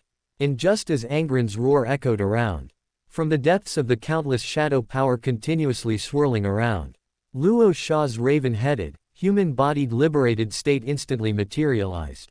In one of his clawed hands, he tightly gripped the blood scythe, which was emitting a faint green glow, and its sharp edge immediately swept horizontally with force across the middle of the Space Captain's robust body. For all humanity. At the same time, Regent Guilliman, whose entire body seemed to be enveloped in a layer of dazzling golden light, immediately sensed the best opportunity to launch an attack. His massive body swiftly propelled his armor of fate into a combat charge, and after he surged past the still undissipated shadow storm, Guilliman, with the Emperor's sword gripped tightly in his massive palm, instantly plunged it deep into the Space Captain's wide-open maw, where a large-scale energy emission was brewing, even piercing through it. For the Emperor. At this moment, Luo Sha suddenly swung blood scythe. Without any obstruction, it cleaved the Space Captain's robust body in half at the waist. And Regent Guilliman's Emperor's sword, gripped deep in his palm, also violently pierced deep into the Space Captain's mouth, even causing wisps of golden fire to erupt from the back of his head with a roar. I am the Eternal Messenger. I am the immortal Space Captain. At this moment, in the depths of the Space Captain's incredibly indifferent blue eyes, which had just suffered fatal heavy damage, a hint of apprehension and fear towards death itself vaguely emerged. Since gaining consciousness, the Space Captain, as an Eternal Messenger, had never truly fallen into a desperate, near-death situation. He naturally could not comprehend or even feel the approach of death. Perhaps in terms of combat ability alone, the Primarchs could not match him. But when it came to combat will, the so-called Eternal Messenger could not compare to any of the Primarchs present, no matter what. Hiss, hiss, hiss. Just as the Space Captain, with his incredibly tenacious life force, attempted to unleash an even more terrifying energy fluctuation using his remaining half-body. The Emperor's sword, deeply embedded in his head, suddenly erupted with increasingly blazing golden fire, completely incinerating the Eternal Messenger, the Space Captain, into countless rising molecular ashes. Thank you all for your support. Chapter 1021 Secret War, Invasion of the Gods Part 7. Gasp. As the warp liberation state rapidly dissipated, Luo Sha's massive body heavily landed on the blood-red ground of Khorne's domain. While he gasped violently, he also suppressed the surging rage deep within his chest with his unyielding will. Regent Guilliman, holding the Emperor's sword, turned his metal helmet. His gaze slowly fell upon the blood-red body of the Khorne Demon Prince, Angron, whose countless injuries were rapidly healing. The atmosphere at this moment was undoubtedly very subtle. Under other circumstances, the three, usually at odds like fire and water, would have already engaged in battle. But now, whether it was Luo Sha, who was recovering his shadow power, or Angron, whose blood-red eyes surged with rage, or the silent Regent Guilliman, there was no sign of any action between the three. Angron, you. However, at this moment, just as Regent Guilliman was about to say something to Angron beside him, within the cold void far from Khorne's domain, a massive, terrifying fluctuation of chaos psychic power suddenly surged. The three present immediately turned their heads to look, and they almost instantly saw a chaos octagram, seemingly stretching for countless light years, even comparable in size to the entire Ball system, sweeping towards the vast god's fleet and the remaining 3 Devourer of Worlds envoys with a terrifying might akin to a supernova explosion. In an instant, giant starships conscripted by the gods of creation were instantly torn into metal debris flying everywhere by the sorcerous storms constantly emanating from the Chaos Octagram. And more Imperial fleet and even Chaos fleet vessels, which had prepared their defenses in advance. Their Geller fields and powerful void shields repeatedly rippled and flickered, while they also surged up and down like fallen leaves in the deep ocean. At the same time, many giant starships that reacted quickly immediately released their large landing pods. These countless landing pods launched continuous assault landings deep into the Chaos God's domains. If one were to stand higher in the ball system and look down. Within Nurgle's garden, where deadly green mist and potent vitality boiled and churned. Massive Nurgle demons, repeatedly brandishing their venomous weapons, occasionally let out joyful, low chuckles, guided by countless bouncing Nurglings. Besides that, around the even more bloated and massive Nurgle demon engines. Numerous light demon engines, constantly emitting a strong stench, drawn by the Chaos Astartes of the Death Guard Legion, began to launch continuous encirclement operations against the gods of creation's servants, the Super Vanguards, who had fallen deep into Nurgle's garden. And within the Crystal Labyrinth, where crystal light repeatedly flickered. Seemingly endless Super Vanguards were rampaging through the labyrinth's intricate passages. As soon as they reached a dead end in a labyrinth passage, batches of Chaos Sorcerers grasping staves, and even Tzeentch demons wielding melee weapons, led by several Tzeentch Greater Demons, would launch even more intense slaughter against the continuously surging Super Vanguards. Large-scale Chaos Sorcery, released almost every minute, constantly reaped the fragile lives of the gods' servants. As for the Slaanesh palaces permeated with purple and even pink aura. Amidst the graceful dances of the Slaanesh Greater Demons, filled with endless desire and slaughter, countless swaying Super Vanguards paid the price of life under the crab claws of numerous Slaaneshi demonettes, and Slaanesh demons, both ugly and wild, resisted the fierce impact of even more Super Vanguards. Rumble. At this moment, even as the depths of the entire Chaos God's domains gradually became lively. These chaotic battlefields were always a mere backdrop. More important were the 3 powerful Devourer of Worlds envoys. When the surging sorcerous storm suddenly swept towards them, the 3 quick-reacting Devourer of Worlds envoys immediately unleashed their respective terrifying powers. The Devourer of Worlds envoy, called the Silver Demon, rode his silver surfboard. His entire smooth metal body, like a silver light accelerated to the extreme, continuously pierced through one sorcerous storm after another, shuttling deep into the cold void enveloped by the Chaos Octagram. And a powerful being with a distinctly feminine curve to her appearance slightly shook her head. This limitless envoy, named Quasar, elegantly waved her slender hand. In an instant, countless quantum energies, as brilliant as starlight, rapidly enveloped her body. And even though countless continuously surging sorcerous storms engaged in incredibly fierce clashes and collisions with the quantum energy, they still couldn't make her body budge an inch. At the same time, the last annihilation bringer, named Vortex, didn't even show any movement or emotional fluctuations. He simply stood in the cold void. Countless rapidly sweeping sorcerous storms were completely absorbed by his thin body, which seemed to be nothing but void and darkness. Buzz buzz buzz. However, at this moment, the cold void between these 3 Devourer of Worlds envoys seemed to have been tampered with by the Chaos Gods. First, the Annihilation Bringer, the humanoid powerhouse named Vortex, was thrown into Slaanesh's opulent palace as if by a shift of stars. And Demon Prince Fulgrim, who had rapidly transformed into a massive serpentine body, led the Slaanesh Greater Demons in a swift attack against this Annihilation Bringer, who remained silent and even appeared slightly sluggish. Next, the Devourer of Worlds envoy, the Silver Demon, riding his silver surfboard, plunged deep into Nurgle's lush garden. The next moment, when Mortarion, whose massive wings flapped back and forth, descended before him, gripping his scythe, silence. Death Guard Astartes, carrying heavy firepower weapons, also conspicuously appeared amidst the pervasive green toxic mist and putrid swamps. crackling. At the same time, while countless sorcerous storms raged and surged throughout the cold void. The blood-red Cyclopean Ogren, the Tzeentch demon Prince Magnus, enveloped in terrifying chaos psychic power fluctuations and large-scale psychic lightning, launched wave after wave of increasingly powerful psychic sorcery bombardments at the limitless envoy, Quasar, who was slightly tilting her head to examine the newcomers. At this moment, all the schemes of the Chaos Gods seemed to have successfully entered their predetermined trajectories with every step. The invasion plan from the gods of creation seemed to have completely fallen into a low ebb. However, when the three confident Chaos Primarchs engaged in fierce battle with the Devourer of Worlds envoys before them, they immediately realized that their rash actions were still a bit too overconfident. Thank you for your support.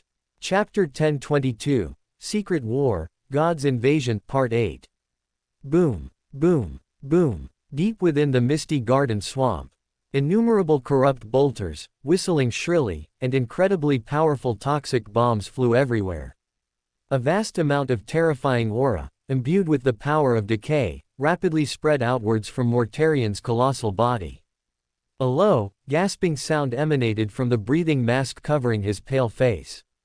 The butcher's scythe, Silence, clutched tightly in his hands, had already assumed an incredibly aggressive offensive stance. Thump, thump, thump. The next second, Blightlord Terminators from the Death Guard Legion, wielding corrupt flails or venomous axes, charged without hesitation towards the Devourer of Worlds envoy, Silver Demon, with an imposing battle cry.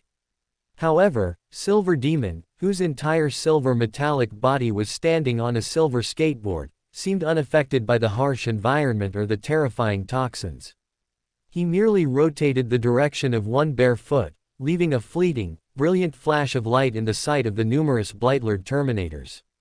And this was merely a visual afterimage left behind by the Devourer of Worlds envoy, Silver Demon, as he rapidly maneuvered the silver skateboard back and forth. PFF'd. In just a few breaths, under Mortarion's silent gaze, the numerous Blightlord Terminators within a 10-kilometer radius suddenly ceased all offensive actions. They hadn't even had time to approach the Devourer of Worlds envoy before their entire decaying, reeking, burly bodies instantly exploded, completely transforming into fleshy nutrients for Nurgle's garden. Thump, thump, thump. But even so, an even greater number of Blightlord Terminators and Death Shroud Terminators wielding Butcher's scythes still faintly appeared on the outer perimeter of the massive encirclement. However, along with them came more stench-emitting demon engines and even larger Nurgle demons. And after hundreds of Blightlord Terminators were instantly terminated by the Devourer of Worlds envoy, these Nurgle demons temporarily replaced the Chaos Astartes, becoming the cannon fodder to withstand the opponent's attacks. And almost simultaneously, Mortarion, always ready to act, suddenly flapped the tattered, scaly wings behind his colossal body.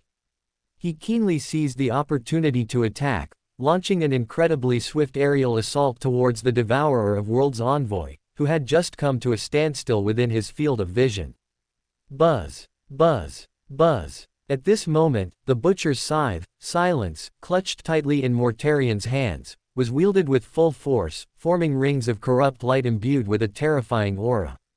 The incredibly experienced Chaos Primarch continuously compressed the Devourer of Worlds envoy's range of movement, until the incredibly sharp butcher's scythe, Silence, imbued with countless Nurgle viruses and accompanied by an extremely piercing shriek, heavily struck the Devourer of Worlds envoy's metallic neck. Crack. However, what completely exceeded Mortarion's expectations was that his demon weapon, the butcher's scythe, Silence, which had been continuously blessed by Nurgle and maintained and repaired over countless years, was utterly unable to penetrate the Devourer of Worlds envoy's silver metallic body. In fact, if Mortarion's target had been the Infinite Envoy or the Annihilation Bringer, then perhaps some unexpected and glorious battle results might have been achieved. But he had precisely chosen the Devourer of Worlds envoy, a powerful nemesis that was almost completely immune to physical attacks, and against whose silver metallic body countless living viruses and even terrifying toxins could not exert any special effect. Hiss, hiss, hiss. Just as the quick-reacting Mortarion intended to immediately drive his colossal body to fly backward. The cold gaze from the Devourer of Worlds envoy, Silver Demon, quickly focused on his breathing mask. Tell me, you Primarch lackey of the Chaos Gods, have you ever been kicked by light? As soon as the opponent's words fell, the silver skateboard beneath the Devourer of Worlds envoy's feet instantly emitted streams of extremely bright and brilliant silver-white light. In an instant, at a terrifying speed that even Mortarion could not perceive. The Chaos Primarch, unable to dodge in time, was forcefully struck on his colossal body by an seemingly invisible, yet in reality near light speed, terrifying force. At this very moment, Mortarion, who seemed to be frozen in the putrid air, couldn't even let out a roar that would echo all around. More than half of the barbarous armor covering his entire body instantly shattered outwards. Innumerable incredibly fine lacerations rapidly spread across the surface of Mortarion's colossal body. If Father Nurgle, with his eyes filled with suspicion and unease, hadn't already sensed that something was amiss and immediately continuously showered the Chaos Primarch with Nurgle's blessings. The unfortunate Mortarion would probably have been the first Chaos Primarch on the entire chaotic battlefield to be sent back to the depths of the warp. But at the same time, the fierce battles in the other two Chaos domains were not much better. Looking around, amidst countless auras of desire, massive and ornate palaces belonging to Slaanesh were rapidly collapsing and crumbling, as if they had just suffered a super-scale seismic impact. In fact, that was precisely the case. The Annihilation Bringer, Vortex, who appeared to have little emotional fluctuation, after enduring successive attacks from Demon Prince Fulgrim and countless Keepers of Secrets greater demons. The opponent, without a single injury, instantly released rings of terrifying shockwaves in the shape of a vortex. This meant that the Annihilation Bringer could not only forcibly absorb any attack that did not exceed his power limit, but also convert all the power he endured into counter-shock waves several times more powerful. As such, the opponent seemed to be in an invincible position. And it greatly limited the offensive options of Demon Prince Fulgrim and the countless Keepers of Secrets greater demons. As a last resort, the battlefield in Slaanesh's domain fell into a rare state of calm. Countless Keepers of Secrets greater demons surrounded but did not attack, waiting for the incredibly grim-faced Demon Prince Fulgrim to come up with a solution, or to receive instructions from my Lord Slaanesh. However, even so, neither Mortarion nor Demon Prince Fulgrim were the most miserable Chaos Primarchs. Magnus, who held his psychic powers in high regard and faced the infinite envoy, Quasar, alone, was the unluckiest of all the Primarchs. Not only were most of his chaos sorceries quickly deciphered by the infinite envoy, but he was also battered beyond recognition by the continuously released torrents of energy. If it weren't for the Lord of Change, Weaver of Fates, Kyrus, who had received Tzeentch's decree and led countless Tzeentch greater demons to support Magnus, then the red-eyed Ogryn would probably have become another Chaos Primarch successfully captured by the gods, envoys. And from the current battlefield situation, after lacking the strong support of loyalist Primarch Luo Sha and Regent Guilliman, these Chaos Primarchs, who attempted to fight individually, could be said to have suffered a complete defeat. And the gods of creation, as the masterminds behind the scenes, daring to launch a reverse invasion, also proved that the gods, envoys were definitely not as simple as everyone imagined. Whether it was the Chaos Primarchs or the Loyalist Primarchs, if they wanted to achieve final victory, they had to gradually unite to find the correct method to counter the enemy. Thank you for your support. Chapter 1023 Secret War Invasion of Gods Part 9. Deep within Khorne's domain, filled with countless whales and blood-red aura. Looking out, across the almost boundless bloody plains. God machines, their massive metallic bodies completely enveloped within the range of the burning Imperial blood banner, were slowly moving their heavy steps, launching terrifying barrages of firepower at the super vanguard positions, which were heavily surrounded by countless Khorne demons. At the same time, in the blood-red mountains, temporarily away from all the clamor. On the jagged giant rocks, covered with countless broken skulls and a bloody aura. Angron, His increasingly swollen and massive blood-red body wreathed in a large amount of blood-red mist, struggled to open his scarlet eyes wide, staring intently at Luo Sha and Regent Gilliman, who stood not far away, in a menacing, tiger-like posture.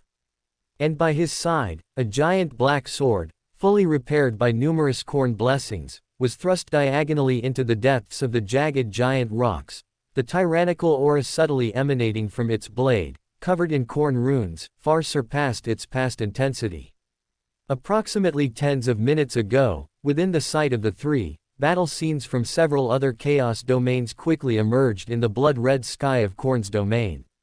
Although it was impossible to know which chaos gods were responsible.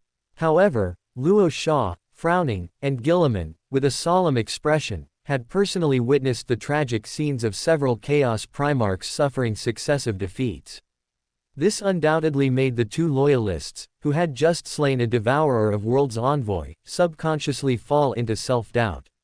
Were the other devourer of worlds envoys too powerful, or were their traitor brothers too useless? Little brother, in my opinion, it's not that our combat power is too strong, nor is it that Mortarion and the others' combat power is too weak. It's that they completely chose the wrong target when they first planned this entire scheme. At this moment, Regent Gilliman, with a metal helmet tucked under his thick arm, turned to Luo Sha beside him and said in a deep voice.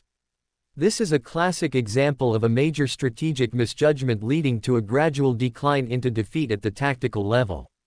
For instance, that devourer of worlds envoy, which looks like some kind of metallic life form, should have been dealt with by Magnus. Even if Magnus couldn't successfully eliminate it in a short time, he could use his endless chaos sorcery and combat skills to restrict its combat range, or even seize its silver surfboard, thereby buying more time for subsequent support. I think we've all fought Magnus in the past, and we should have a deep and fresh impression of this traitor brother's sorcery, right? As for that Annihilation Bringer, which completely suppressed Magnus in terms of energy manipulation and psychic power, it should have been handed over to Angron or Mortarion to deal with.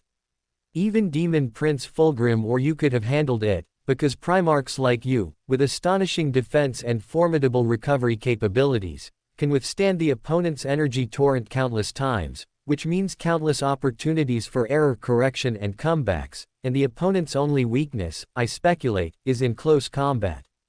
In summary, the most troublesome existence at present is actually the inconspicuous Annihilation Bringer. Based on what we've seen, the stronger the external attack, the stronger the counter-shock force it can absorb and release, and we haven't even discovered where the ultimate limit of its energy absorption lies. If we try to use some more powerful offensive methods, such as mobilizing planet-destroying cannons or a large-scale focused fire from countless god machines, and if it can truly withstand it, then everything present might not be able to remain. At this moment, Regent Gilliman's detailed analysis made Luo Sha's rapidly spinning thoughts even more active. He took a deep breath of the blood-scented air, seemingly having made some decision. Luo Sha, his facial expression returning to calmness, suddenly turned to stare at Angron, who was struggling to suppress his murderous desires and inner rage, and said in a deep voice. Angron, let's have a temporary truce between us. We need to go support these traitor brothers, and are you willing to fight alongside us? As soon as Luo Sha finished speaking, Angron, his scarlet eyes wide, suddenly stood up. One of his blood-red hands gripped the giant black sword beside him, and his pair of immensely vast blood-red wings suddenly spread outwards. For the great blood god. Damn you, Luo Sha, stop talking nonsense. Tell me how to have a good, satisfying slaughter. The butcher's nails on my head are already humming. At this moment, Luo Sha, hearing Angron's roar, exchanged a subtle glance with Regent Gilliman. Having just slain the devourer of worlds envoy, they already understood that it would be very difficult to win the war if everyone fought individually. In other words, whether these loyalists were willing or not, the current situation forced them to cooperate with these traitor primarchs. Otherwise, once the devourer of worlds envoys were given the opportunity to defeat them one by one, or if the gods of creation behind the Void Rift had other ideas.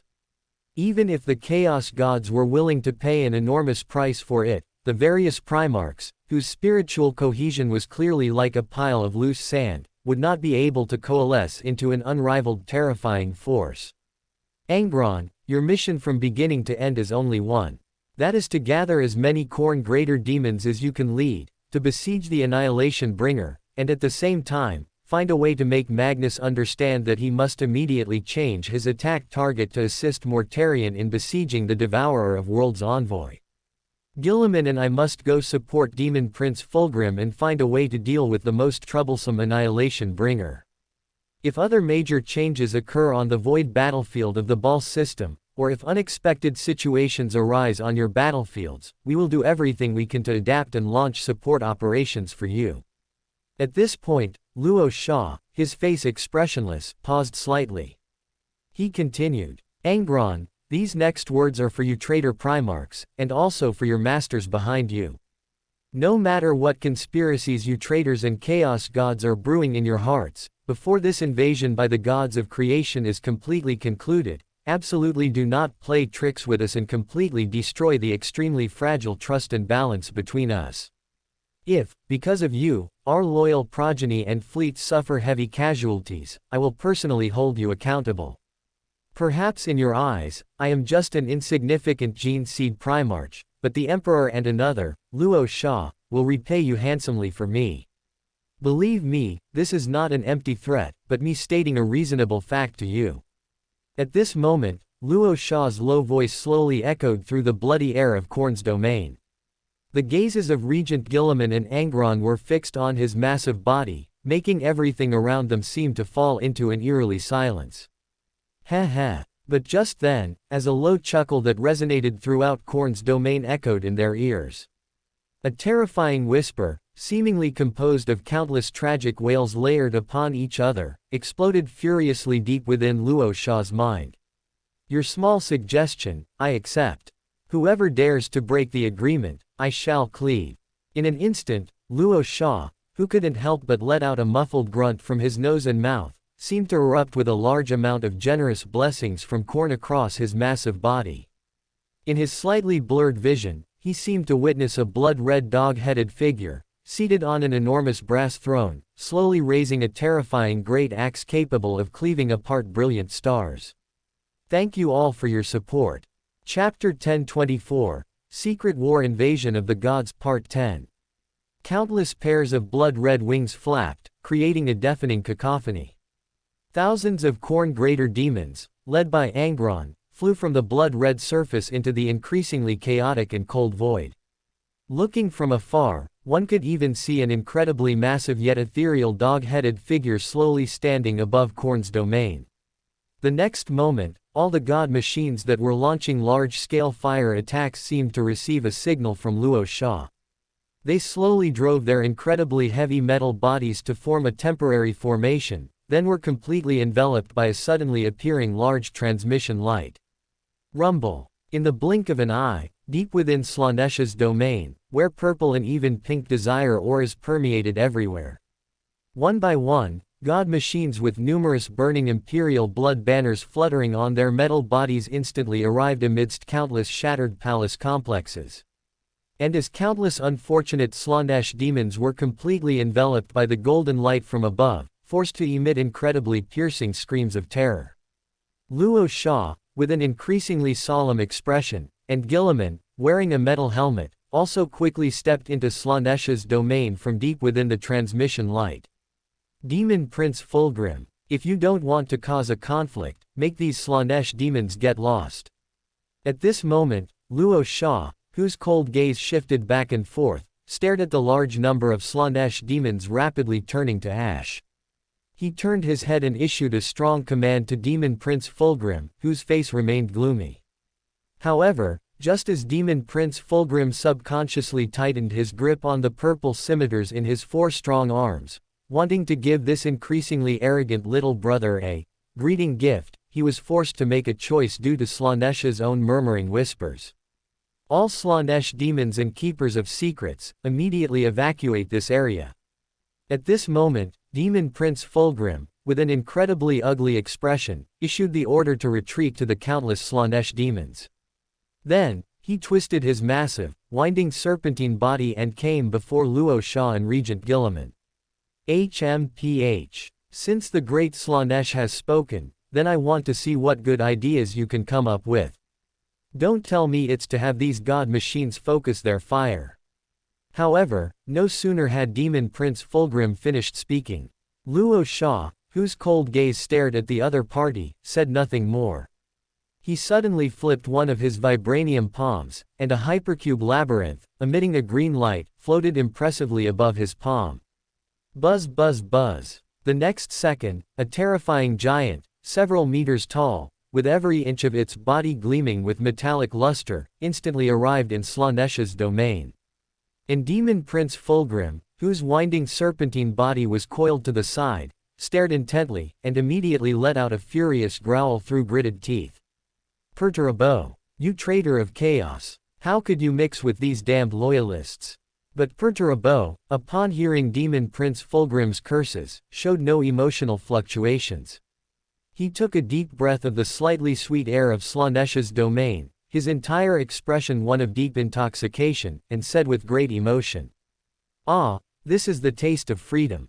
Demon Prince Fulgrim, not every Gene Seed Primarch has a master above his head. You are a puppet, but that doesn't mean I am a puppet. I fight for myself. So, even if I stand with Luo Sha on his side again, it has nothing to do with you. No sooner had Perturabo finished speaking. Demon Prince Fulgrim, whose face grew increasingly grim, seemed to have the idea of making a move. And Regent Guilliman, gripping the Emperor's sword in his palm, immediately activated his power armor and stepped forward, saying in a deep voice to Demon Prince Fulgrim. Demon Prince Fulgrim, the current war situation does not allow you to act as you please. Abandon the arrogance and pride that fill your very soul. At the same time, Luo Sha, whose expression remained unchanged, also turned to Perturabo and asked. Brother, how much of Extremis have you mastered? I want to use it to try and deal with a messenger of the gods. That guy within your field of vision. Luo Sha, I'll tell you the truth, I have successfully mastered about 50% of the nanobots. This was originally a method I planned to use to ambush you guys, but when I returned to the real universe, the strong warning from chaos itself made me temporarily abandon this dangerous idea. That is to say, if Extremis operates within a safe range, I can only use 20%, at most 30%, of the nanobots to launch an attack. Otherwise, if it exceeds the limit, I will even become a puppet of these nanobots, becoming their physical vessel. At this moment, Perturabo, with a solemn expression on his metal face, said to Luo Sha. And Luo Sha, slowly taking a deep breath, shook his head without any hesitation, and continued. Perturabo, since I entrusted Extremis to you and was willing to let you out, that represents my trust in you. I hope you won't disappoint me in Omegan. No sooner had he finished speaking. Luo Sha, who casually drew the blood scythe from his storage space, and Regent Guilliman exchanged glances once more. He also said to Demon Prince Fulgrim, whose winding serpentine body was continuously condensing purple energy. Guilliman and I will launch a feint attack on the Annihilation Bringer first, to attract its attention and find a more suitable attack opportunity for Perturbo's Extremis. This terrifying tidal wave formed by nanobots will devour everything within a certain range, including various energy substances, and I hope it can play a huge role. Demon Prince Fulgrim, are you willing to fight alongside us Primarch brothers once again? Hee, how could such an interesting thing be without me? For the sake of my Lord Slaanesh, I won't take this opportunity to make things difficult for you. At this moment, Demon Prince Fulgrim's 4 strong arms slowly gathered in front of his chest. Purple light, brewing between the sharp edges of the curved blades, faintly reflected his beautiful face. His entire massive serpentine body quickly turned to face the Annihilation Bringer, which seemed to remain motionless within his line of sight, and let out a low roar. Slaanesh above, for the Prince of Pleasure. The next moment, both Luo Sha, standing to the side, and Regent Guilliman quickly activated the power armor covering their massive bodies. The Emperor's sword, burning with golden flames, held tightly in their huge palms, and the blood scythe, constantly wreathed in blood red and green light, also seemed to emit an even more terrifying and tragic aura. For the Emperor. For all of humanity. At the same time, the entire massive metal body of Perturabo also began to emit a low humming sound. Countless golden and silver nanobot swarms quickly encircled his entire body.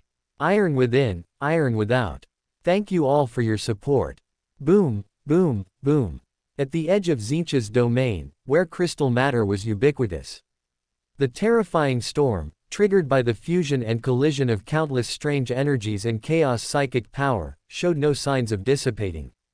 At the same time, torrents of energy, like ocean tides, swept through the cold void, cleanly dissolving Khorne greater demons attempting to flap their blood-red wings and launch aerial attacks, turning them into countless chaos psychic power about to return to the depths of the warp, and triggering even more newly born terrifying storms. Amidst the never-ending howling winds, countless terrifying chaos sorceries from Tzeentch greater demons, laden with psychic lightning and psychic flames, launched a continuous barrage of fierce attacks against the Devourer of Worlds envoy Quasar suspended overhead. However, looking around, whether it was the Khorne greater demons trying to launch aerial charges or the Tzeentch greater demons attempting to jointly cast larger-scale chaos sorceries, their combat effectiveness against the Devourer of Worlds envoy was probably less than 1% of what it usually was. This was due to the Devourer of Worlds envoy's large-scale dispelling of chaos sorcery, its nearly infinite energy from the blessings of the gods, and some other objective factors. Damn you, Magnus. Didn't I tell you to go to Father Nurgle's domain to support Mortarion? At this moment, Angron, wielding a giant black sword imbued with a tyrannical aura in his blood-red hand and constantly resisting the violent impact of the energy torrents, turned his head and roared at Magnus, who was not far away. Between his immense blood-red body, two more thick arms had already grown. Magnus, currently brewing a large-scale chaos sorcery, struggled to widen his massive, bloodshot single eye, and roared back at Angron without turning his head. I refuse to be a loser. I am the true king of sorcerers. And Tzeentch has not issued any decree. I don't believe anything you say. At this moment, Magnus's sharp voice quickly reached Angron's ears. He didn't even have time to reply, merely flapping his pair of blood-red wings again, driving his increasingly massive blood-red body to dodge countless energy torrents shooting from midair. Once Angron's heavy body landed heavily on the crystal surface that constantly reflected colorful light. His eyes, filled with crimson and rage, immediately gazed at the crystal labyrinth's dome further away. He subconsciously uttered the chaos profanity that every Khorne demon is born knowing. May Tzeentch damn you. Thump, thump, thump. The next moment, Angron, whose blood-red gaze was rapidly shifting, had already abandoned the idea of persuading Magnus to change battlefields. He immediately swayed his immensely massive blood-red body, dodging the energy torrents while silently waiting for Magnus's large-scale chaos sorcery to be successfully unleashed. In terms of never doing good deeds, the first choice among the chaos gods is definitely Tzeentch, the trickster. Even Slaanesh and Father Nurgle would decisively cooperate to some extent when they found the battlefield situation was not right, let alone Khorne and the Emperor, who had long been as close as two peas in a pod. But Tzeentch would rather let countless Tzeentch greater demons continuously turn into chaos psychic power returning to the depths of the warp. Even the Chaos Primarch, Demon Prince Magnus, would become a consumable, yet Tzeentch would not show the slightest bit of goodwill. Buzz, buzz, buzz. At this moment, as Magnus, who had grown 6 thick arms, swung the gigantic phantom of golden scepters with a slightly sinister expression. The entire edge of the crystal labyrinth seemed to be permeated with even more ancient and powerful chaos psychic power. Even more terrifying was that every inch of the surrounding space produced visible, strange fluctuations. Boom. In an instant, every chaos great demon present temporarily lost control over space itself. A step taken forward would instantly become a step backward, then turn into a step left or right. Once the countless visible spatial fluctuations reached a certain peak, the Devourer of Worlds envoy Quasar, originally suspended high above everyone's heads, was instantly moved to the crystal surface. Angron. At this moment, Magnus, with countless veins bulging on his red face, had to widen his massive, bloodshot single eye. He used all his strength to let out a roar that echoed all around, directed at the eager Angron. Boom, boom, boom. In a flash, Angron, whose two blood-red hands firmly gripped the giant black sword, without any hesitation, launched an incredibly imposing combat charge towards the newly landed devourer of worlds envoy Quasar. Until that giant black sword, with a sharp blade edge wrapped in countless tyrannical auras, carried an unparalleled immense force and forcefully pierced through the devourer of worlds envoy's slender body, which was slightly ice blue in color. Tisk. However, at this moment, the devourer of worlds envoy Quasar, still presenting a feminine appearance, seemed to slightly tilt her energy face, whose specific features were unclear. She said lazily to Angron, who was almost within arm's reach. Do you think my only weakness is close combat? Then you are gravely mistaken. Aside from the devourer of worlds envoy being naturally gifted, among us 4 envoys of the gods who came here, when it comes to combat skills, I am the king. At this moment, the clear voice of the devourer of worlds envoy Quasar caused Angron's blood-colored face to suddenly change. He immediately pulled out the giant black sword that had deeply pierced through the opponent's entire slender body, wanting to flap his blood-red wings and quickly dodge backward. Boom, boom, boom. But the next second, one of Angron's blood-red hands was instantly grabbed by the devourer of worlds envoy Quasar, who had stepped forward. Immediately after, Angron's incredibly heavy blood-red body instantly became like a rag doll in the hands of a mischievous child. The devourer of worlds envoy Quasar left one incredibly clear humanoid pit after another on the surrounding crystal surface. Crackling. At this moment, when all the chaos great demons present, including Magnus, who was strenuously maintaining the large-scale chaos sorcery, trying to suppress the devourer of worlds envoy's ranged attack capabilities, were dumbfounded by the sudden change in their field of vision. They seemed to have completely failed to notice that wisps of white mist seemed to be rapidly spreading among the surrounding crystal surfaces. And massive phantoms of Caliban's dark forests, with straight, huge trunks and lush, verdant canopies, were rapidly descending upon the edge of the crystal labyrinth. Caw, caw. At the same time, an extremely loud bird cry instantly echoed across more than half of Tzeentch's domain. Thank you for your support. For more thrilling fanfiction stories like this, check out my channel Fanfic Audiobook. Dive into epic adventures, mysterious realms, and legendary journeys brought to life through immersive storytelling. Don't forget to like, share, and subscribe for more amazing audiobooks.